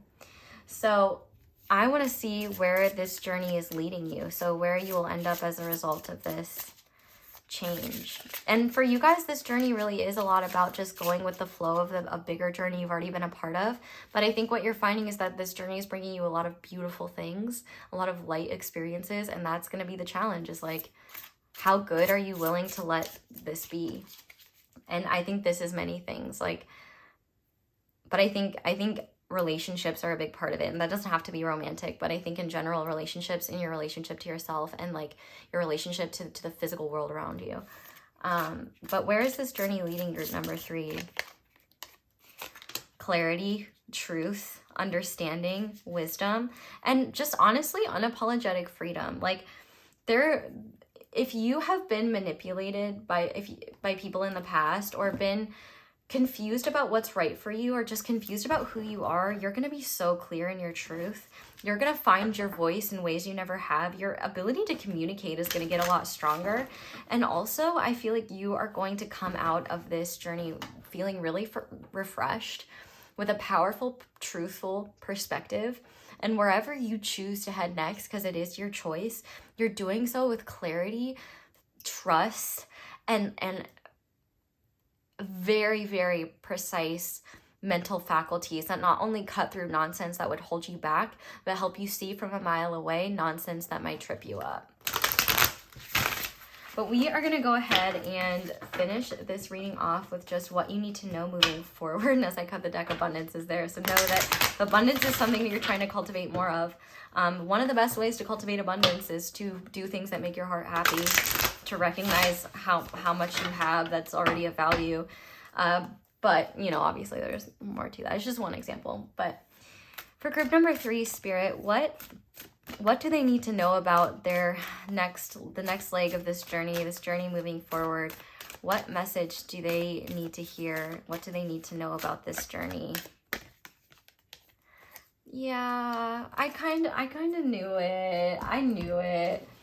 Love, like, this is about love, and love is not just like romance. Romance and love are 2 different things. Romance could be a part of this, and I think that everybody deserves to experience their own kind of romance. Like, for some people, like, yeah, romance is many different things. It doesn't have to be romance. But I do think that, you know, love is what I believe God, spirit, source energy is. I think it is what the universe is truly made of. Like, I believe that love is the most powerful thing in the universe, and it's behind all things. And I think that this next leg of the journey really is about how much are you willing to let love in. You know, the people around you that love you, are you willing to let them praise you? Are you willing to let them support you instead of vice versa? You know, how willing are you to let yourself do things that you love, have experiences that you love, go to places that you love, be in love with yourself and the life you've cultivated, even though it isn't perfect, to be in that energy of love and not need it reciprocated or need a reason to justify it, to learn that love can carry you further than anger or frustration or spite or motivation or endurance or grit or determination. Like, those are all valid fuels, but love is a powerful one too. So let's just see what it says. Roses are a universal symbol of love. The rose was associated with Aphrodite. I always say Aphrodite, but like, I think I say it wrong. But that's okay, because sometimes, but you know what? I love that I say things how I want to. People are changing language in horrible ways. I can pronounce things wrong, and you can correct me. Thank you for the engagement if you do. The goddess of love and beauty. It was also thought to represent truth. Yes. The Ace of Swords. In Roman times, a rose was hung in meeting places with the understanding that only truth could be spoken under the rose. Like you are in a space where you are living your truth and it feels good. Like, that's where you're going to end up. In many Native American tribes, wild roses are a powerful symbol of life. Yeah. Tribes believed that wild roses were protection, so they kept them in their homes. Yeah, your truth will protect you in ways that you couldn't imagine. The wild rose, as opposed to the domesticated rose, represents a love that is wild and free. And how many times did I talk about freedom in this? Like, the things that you truly desire and that will fulfill your heart, you don't have to sacrifice like your freedom to have them. Like, control isn't love. And without bounds. It blossoms all summer and is beloved by bees and butterflies. Love is all around you. Love is coming into your life. You are already more cherished than you can possibly know. I mean, clearly, I've just enjoyed being in your energy. I love you. Indeed, you are a sacred vessel for love to flow through you when you stand in the center of it all. You're meant to be in an eye of love. Well, oh my God, and you literally are the eye. I didn't even put two and two together until right now. All is well, no matter what is happening around you. You know that you are loved and you are lovable. You know that there is nothing that you need to do to deserve love. You are enough just as you are. The Creator is love, and in the depth of your soul, you are love. In matters of the heart and romance, all is healing or is already healed. In terms of self-love, your confidence and self-esteem are growing as you take time to cherish and care for yourself. So yeah, I love this for you, and I love you, pile of three. That is where I'm going to leave this reading. So thank you so much for watching, and thank you so much for letting my ads play in the background. If you do that, I love you the most because you're helping me exist in society. But if you would like to support me in other ways, liking the video, I love you if you do that. Comment down below, let me know how it resonates. I love hearing from you guys, so thank you for sharing. If you'd like to, you subscribe. I love when people do that. That's really exciting. I would love to get to 400. So thank you to everyone who helps me in that endeavor. Also, if you'd like to support me in other ways, you could check out my candles. Be sure to use code ASO10. I love my candles. If you love smelling nice things and having pretty candles with many tarot cards inside, you might enjoy that. You can also check out social media, my merch. But yeah, that's where I'm gonna leave this reading. So thank you guys so much for watching and for letting me read for you. I really hope you all have a wonderful day or night whenever it is that you're watching this. I love you guys so much, and I hope you'll come back and see me again soon. Bye! Hi there, Pile 4. Welcome to your reading, and thank you so much for being here. If you guys chose the Amethyst Gemstone and the Caprimoon's Tarot, this is going to be your reading on how your life is about to change or is already changing by the next big journey you are going on, whether it's metaphorical, literal. If you'd like a full breakdown of the reading, there is one in the intro. But we are going to start by looking at what your main character energy is if you're already in this journey, or what it will be. And this is really important because being in this energy is what will be the beginning of this journey and the energy that you will be embodying throughout it. So these are harder decks to shuffle, so I'm going to do this one to the side. But Spirit, what is group number 4's main character energy, please? What do they, what does group number 4, okay, perfect. Ah, we have a star, yes, I want to see it. Okay, we also have Boston Terrier, amusing, cheerful, content. And we have Libra. Okay, we've got a lot of air energy here.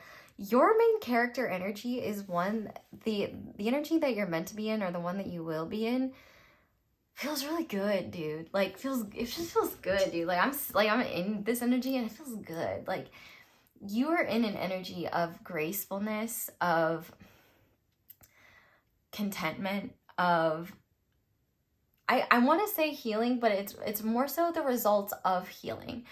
The best way I can describe it is like, you know, for me, I've had the experience where, like, for a long time, just an internal density and heaviness that is just very cumbersome that you like get used to, but it's challenging. I'm sure you can relate. And the thing about it was, it's not that I really felt that weight go away. I feel like it dissipated over time and healing and clearing and growing and changing. But the big profound shift for me wasn't in that weight being lifted off of me, but rather the recognition of its absence and realizing, wow, it's so much easier to do things and to like just feel okay with that not there. And I feel like you might relate to that, where your main character energy is one where you are not weighed down by things that you once were in your past. You're in a very balanced, cool, calm, collected place, but it also, you just feel really good. I feel like you're going to be feeling really hopeful and inspired about the future. You're going to be inspiring others. I feel like other people are going to just acknowledge, like, wow, like, you look really good. Like, and I think the biggest thing is, like, just the light within you is just shining outside of you. Like, people are attracted to you. They might just say offhand, like, you look so beautiful. Like, what are you doing differently? Like, or like your smile's reaching your eyes. Like, you're just in this place of centeredness where you're really happy with where you're at. You're feeling really good. You're feeling really balanced. I feel like you're also living your truth, at peace with that. I feel like you're in this space where it's like, I've done all this work and now I'm reaping the rewards of that. I feel good. I feel like your main character energy is inspired by your own journey and inspired by what you've accomplished and how far you've come. I also feel like you're hopeful and dreaming of the future and dreaming of what you want and recognizing your ability to get that, and but also at the same time not rushing away your present because there's so many beautiful things in your present. I feel like your main character energy is really romanticizing your life, not in a way where you're like, wow, I have the best life, my life is perfect, but it's like recognizing how perfect your life is for you, how like wonderful it feels to be in that life. Like, I actually felt this earlier, this phenomena. I was driving to go to dinner with my lovely, amazing Libra moon mother and Aquarius rising mother, and a road that I've been on a jillion times. I just had this moment of like, I actually love living here. I love being here. I love my life. Like, I just connected to that time where like I've been on this road so many times and I've been in such a heavy energy or just been so sad or like stuck. And I don't feel that. I feel good. I was like, oh, I'm driving on this road and it feels good. And like, I feel really happy to be here. And like, where it once felt like a trap to be here, I'm so happy I'm here. It's like, what was once a prison is now a sanctuary. And I think that your main character energy is like acknowledging that within you and around you. Like, you are, and it's like not everything is perfect. And not everything is like, but it is perfect in the sense that it's what it needs to be, and you feel good. I'm sorry I'm mentioning myself a lot, but it's only because like it's kind of creeping me out, because like I like experiences that I've had very recently are tying into your reading, and the best way I can describe them is just how I went through them. So I think also too, you're just finding things that once like would have really dragged you down or you saw as threats. You're like, oh, okay, I see that for what I feel like you're seeing a lot of other people's neuroses for what they are, and not like being like, I don't understand why people are that way. I actually think what's really cool is for every single reading, there has been a level of like evolution for each of you, where there's like less need to take responsibility for like what other people are going through or what other people are thinking about. But really too, I feel like you're going to find a lot of balance. This main character energy you're in, you're going to find a lot of harmony and balance with the relationships around you. I feel like you'll find that like you just have a really good time with the people you're with. I feel like you're feeling just really hopeful and good about your future, and just overall like pretty optimistic. Like, you are recognizing the gem that you are, and just embracing like, yeah, like this is good. This feels good. I feel good. And that's awesome. That's amazing. And I feel like you're really cherishing it because you know what it's like to not feel good. And man, I'm so happy for you. And if you don't feel good right now, know that it's changing and it's coming, and sooner than you think. And it's cool because you're in a place where you're content and happy with where you are, but also excited about what the future holds and your role in it. So this is all very beautiful. But we're going to start shuffling your tarot. And I just want to say thank you to everyone who takes the time to leave me a like, or, you know, like comment or subscribe or let the ads play. All of you that do one of those things, or all of those things, if you do all those things, you get 100 luck points on your journey.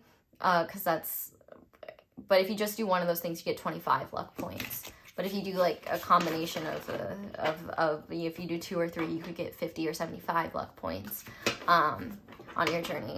So yeah, just know that those are there. And you could even comment how many luck points you got. And I would be very grateful. And thank you. If I do not thank you personally, thank you already for doing that. But we're going to start by looking at what this next leg of your journey is really about. Obviously you're in a really good energy, so I'm excited to see what the next leg of your journey, or the next journey that you're on, really holds for you. This change, maybe this energy in of itself is a big change, but I would imagine it's a welcome one. And if you feel like that is so far out of the possibility of experience for you, I want to tell you that you're wrong, and that this reading came to you because you were meant to see it, and you were meant to know that these energies are not only accessible to you, they are necessary for your well-being to reach, and you will reach them come hell or high water. And you don't even need to figure it out. You just need to flow with what is, because, and I will say from personal experience, I could not have logic to my way out of what I was dealing with. And also, I don't think I could have consciously done anything other than just flow with my experience and learn to be more present and just support myself the best I can and make the changes I need to make and trust the universe in the process.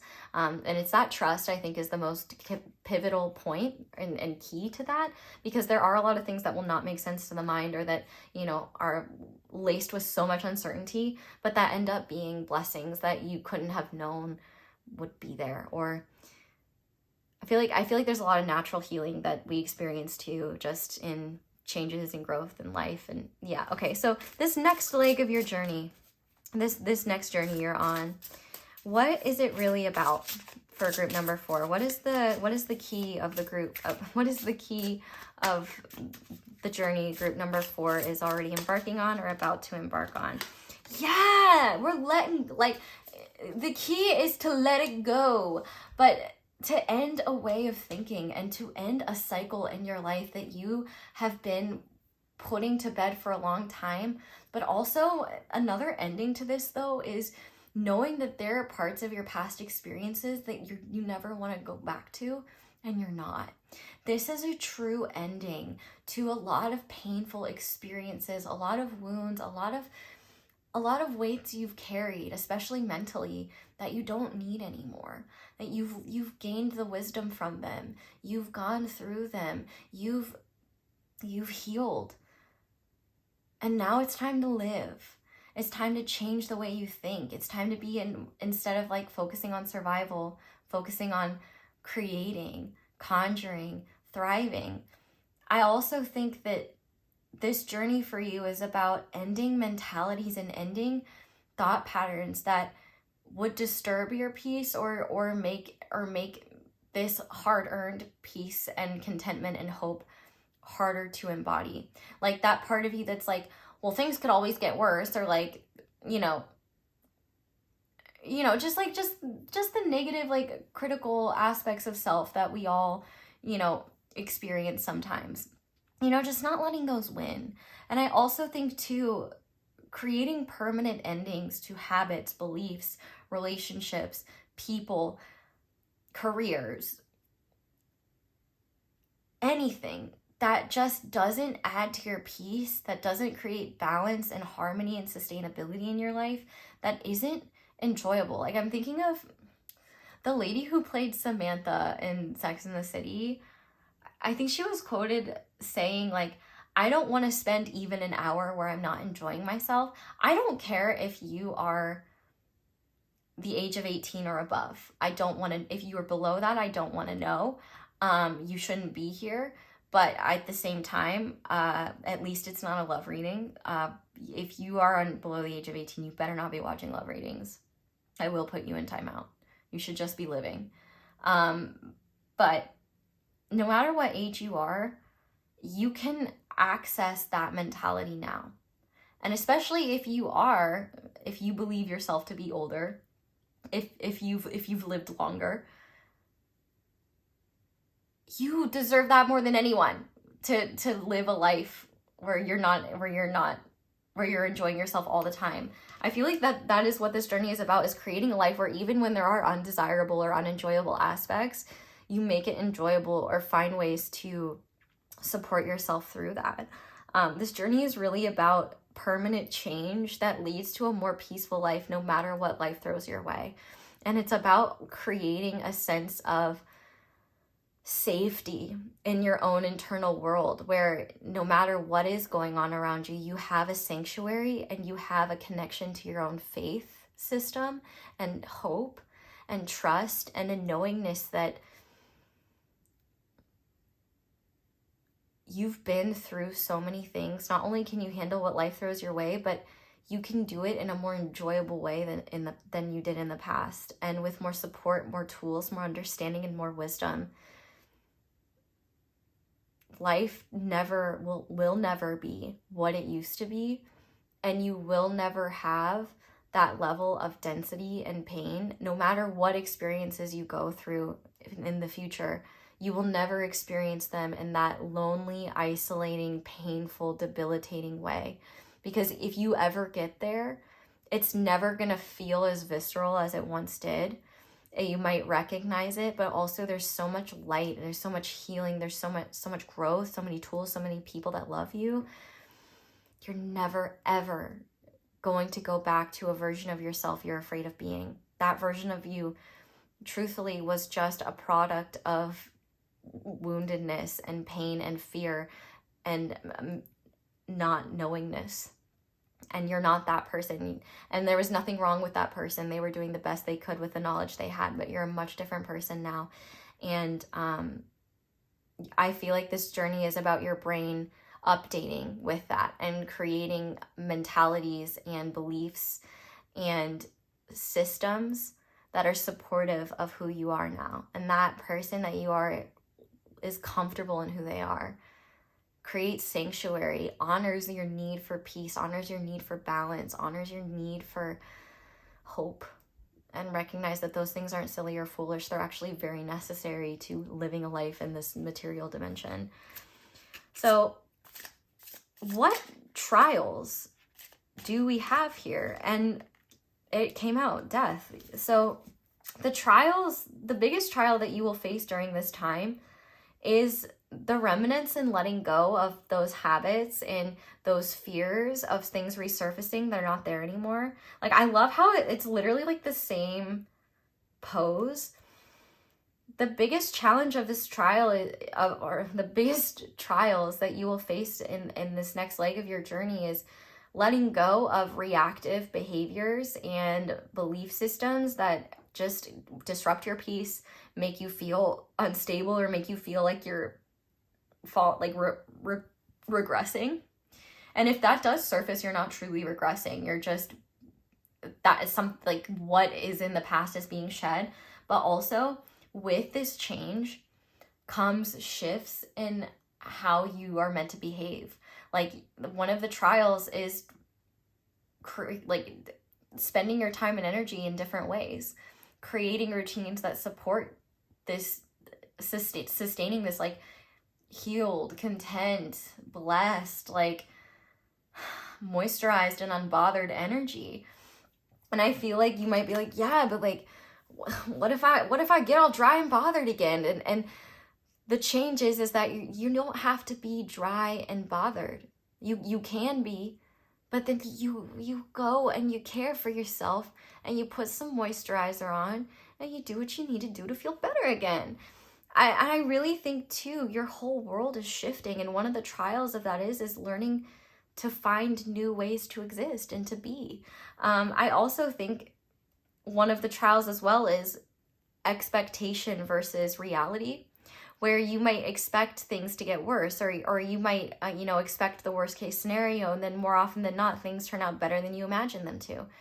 And it's like, I'm not used to this. Well, you better. So how Spirit, what guidance do you have? A lot of you guys are really lucky. Like, your trials are like, how do you enjoy being this new lighter for your version of yourself? Like, the challenge is learning how to act and behave in new ways that support it, because you're gonna know really quickly what is not sustainable and what doesn't need to stick around. But what does group number 4? What advice do you have for group number 4 when it comes to facing these trials of change as smoothly and easily as possible? What can they do? Yeah, like make choices that support like self-love, caring for yourself, that just feel aligned with you. I feel like instead of taking action from a place of like, I need to do this, or I should do something, it's rather like when you have free time, I feel like doodling and listening to a new album, or love, making choices from a place of love and gentleness within yourself. But also I think that another way is if you have someone in your life, like a really like a romantic partner, or just somebody who's really been with you. Like for me, like, you know, I would say like my mom, for example. I love my mom so much, I'm literally gonna cry. I love both my parents, but like my mom, she's the best. I love her so much. Like if you feel this way about anyone, they can be someone that really helps you with that. That really hit me, but yeah, I do love my mom. She's the best. And I hope you guys have a mom as awesome as my mom, because she's like literally my whole world. I adore that woman. I don't know why I'm crying, holy shit. But if you have someone in your life that makes you feel that way, you literally cry because you're just overwhelmed with how much you love them. Like, I feel like they could be really supportive in helping you find new things and new hobbies. Like my mom recently taught me how to plant flowers and how to start gardening, and there's shit is so fun. I love it. I love putting my hands in the dirt. It feels so good. And like doing things like that, like it takes time to find things that really uplift you, and those things will change. But you know, having someone else with some experience, or someone that knows what you've been through and knows stuff about you, they could really help you with that. But also just making decisions that feel good, and you can be like, yeah, I would love to do that. Yeah, I would love to learn this. Yeah, like if it's like, yeah, I would love to do it. Your biggest trial is like, can you give yourself the opportunity to do things that you love, and to just make choices that align with your wisdom and what you've learned, rather than what you know is just more of the same stuff you don't want anymore. Okay. Damn, I haven't like actually like cried. Like I've teared up, but I haven't like actually cried in a reading in a hot minute. That's how much love is around you and how much people love you. Okay. So, how will you transform as a result of this journey?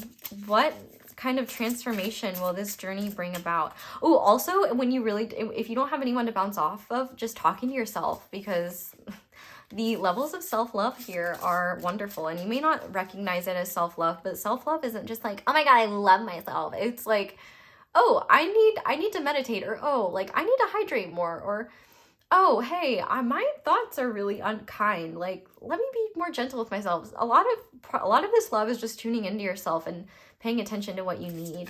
But how will group number 4 transform as a result of this beautiful journey that they're already embarking on or about to embark on? Yeah, dude, like you will transform in ways where, number 1, you're not afraid of conflict anymore. Because when you have conflict with someone that you have a foundation of respect with, you're not trying to hurt them. They're not trying to hurt you. And first of all, if you are a conflict avoidant, I think that this journey will help you realize that conflict can be a good thing. Especially, maybe not so when it's done in toxic ways or is harmful, but realizing that you can face challenges and it can actually bring you closer to people rather than further apart. And not only that, but realizing how much your mind stops you before anything has really happened. Like, maybe, I feel like in a lot of ways, maybe you have felt like you don't deserve to shine, or like, you know, people being upset at you for shining, or conflicts that you've experienced in the past that were particularly like traumatic or wounding because maybe you didn't do anything wrong, or maybe like somebody brought in their own crap to you, or maybe, you know, like one thing that I used to say a lot is like, yes, I was bullied growing up, but nobody bullied me harder than myself. Like nobody could bully me harder than me. Like, and I did.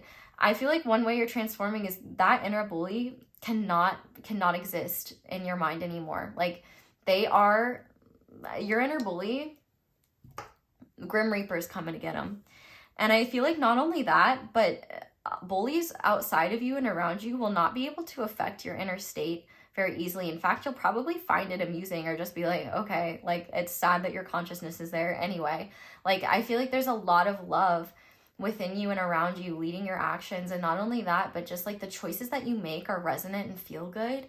And so you just see a lot of that bullying is like, oh, you don't feel good. Oh, you don't feel powerful. Oh, you are not strong enough to like, or well, I don't know, maybe that's not fair, but I mean, I do think bullies are weak. So there is that, but like you will transform in ways that you don't tolerate bullying. You don't accept bullying as valid. You don't bully yourself, and your mentality is no longer anti-life or anti-you.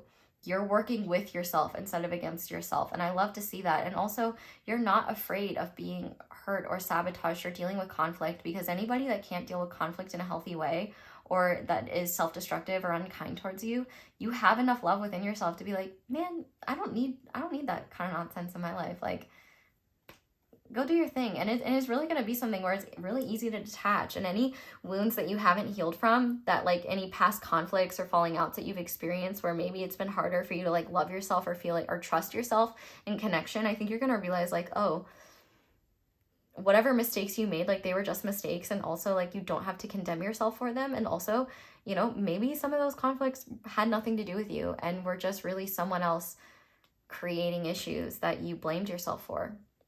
Could also be that. I think also like, you know how I think also one thing you're healing is like feeling responsible for other people's jealousy. You shine brightly. You're a beautiful star. Like anyone that hates on the stars, like I'm sorry, but nuts. Like, okay, like that is some like unhealed shit right there. Like, and then that's theirs to deal with. Like, who doesn't love stars? Like, gosh, I do. And so who wouldn't love you? Anyone who wishes they were you or wishes they had you and can't because they are unwilling to grow with you and evolve with you. So how will you be rewarded as a result of following this journey? Woo!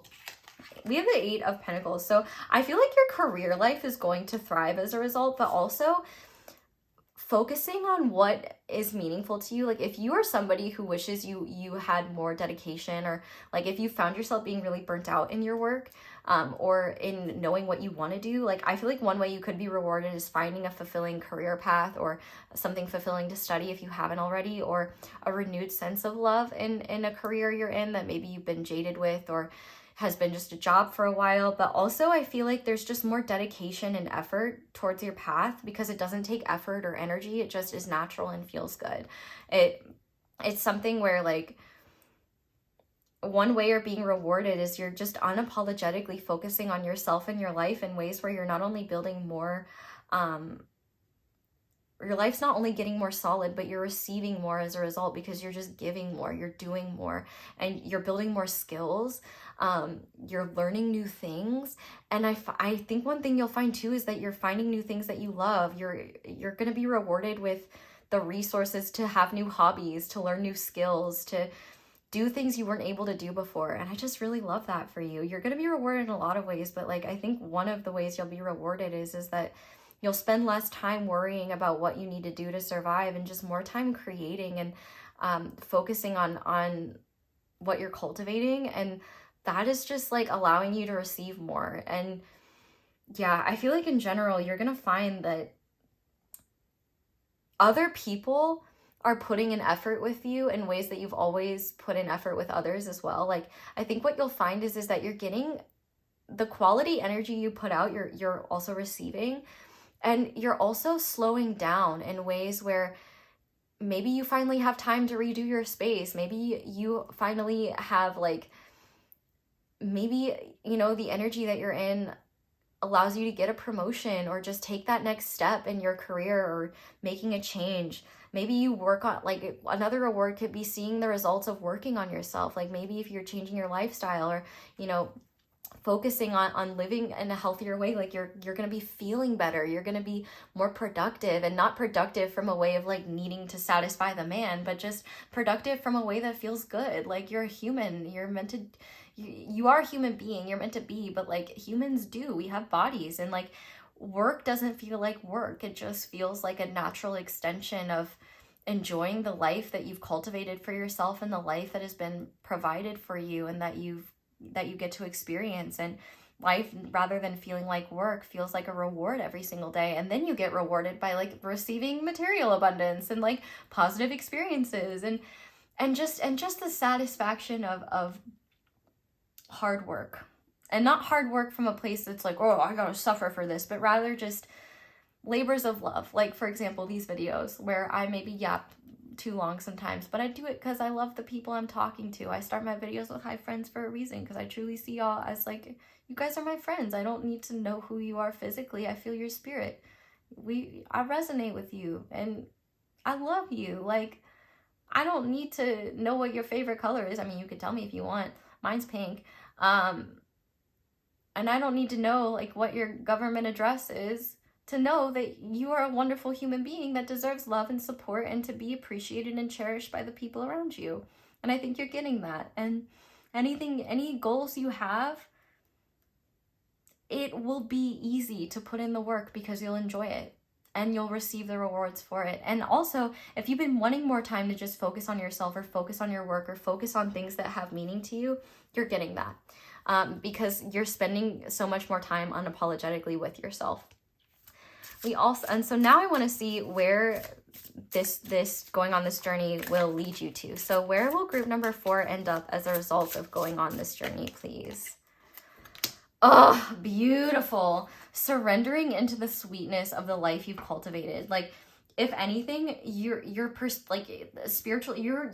to end up in a spiritually expansive place where you are working smart, not hard. I know I was just talking about hard work, but also just surrendering to what is and finding the beauty in that. Like, just feeling by the end of this, you're going to be feeling so good. And like, I think you're going to have a lot of like your new routines, the new actions you take are going to be effortless, but also I think there's going to be you're going to be in a place where you're like, I'm happy to be here. This feels good. I'm happy with what I'm learning. You're going to be expanding spiritually a lot. And life outside of you, I think, will be as calm as you are internally. There's not going to be a whole lot of changes, but there are going to be a whole lot of changes in terms of like spiritual growth.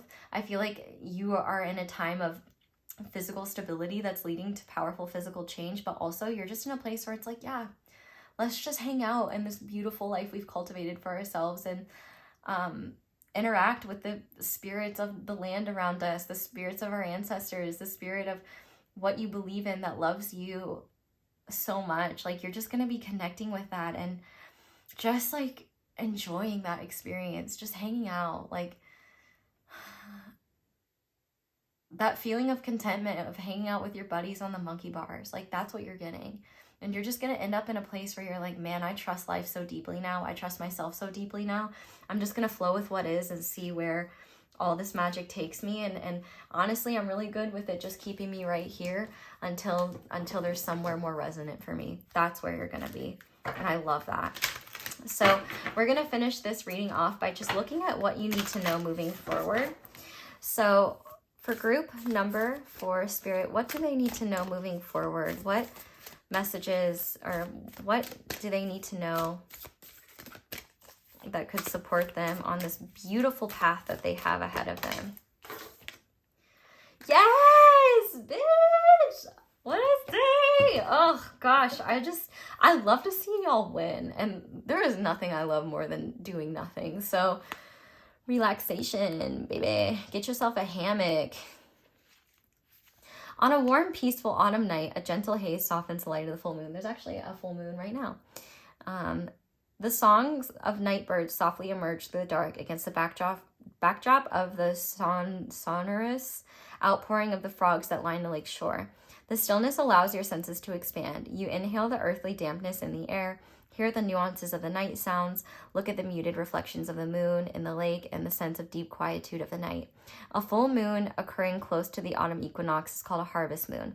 The harvest moon symbolizes all you have worked for is coming to fruition. In other words, you can put your feet up, relax, and let go. Like, yeah, beautiful. Okay. When you receive this card, relax. All is well. No need to strive or push to get ahead. Beneath the surface of life, everything is gently propelling you in the right direction. You can lay down your burdens and simply unwind. Slow down and allow calmness to fill you. When you relax and relinquish control, your intuition expands and you create the space for your spirit guardians to help you. Additionally, it's vastly easier to heal and have positive outcomes in life when you are rested and not filled with worry and need to control outcomes. Lie back, stretch out, and watch magic unfold in your life. And you know what? I'm grateful to be able to have seen the magic unfold in this reading. So I think that if you're not on this journey already, you can get into this energy. You can get it started by getting into that main character energy and start by relaxing, because you've got this. Spirit's got you, and yeah, you got nothing to worry about. And maybe you should worry about how good that is and recognize that, well, that was a joke. Don't worry. But yeah, pile 4, that is where I'm going to leave your reading. Thank you guys so much for watching, and thank you so much for letting my ads play in the background. That's what helps me relax and exist in a society. So thank you for that. But if you'd like to support me in other ways, liking the video is really helpful. Lets me know if you want to see stuff like that. Commenting down below, letting me know how it resonates. If you and subscribing is really helpful as well. I would love to get to 400,000 subscribers. That would be super exciting. If you'd like to support me in other ways, you can like this video, comment down below, let me know how it resonates. You can, I think I already said that. I'm a silly goose. You can check out my candles, social media, videos with extendeds on them. But yeah, that's all I have for you guys. So thank you so much for watching and for letting me read for you. Thank you for never giving up on yourself and for staying true to this beautiful energy within you. I hope you all have a wonderful day or night whenever it is that you're watching this. I love you guys so much, and I hope you'll come back and see me again soon. Bye!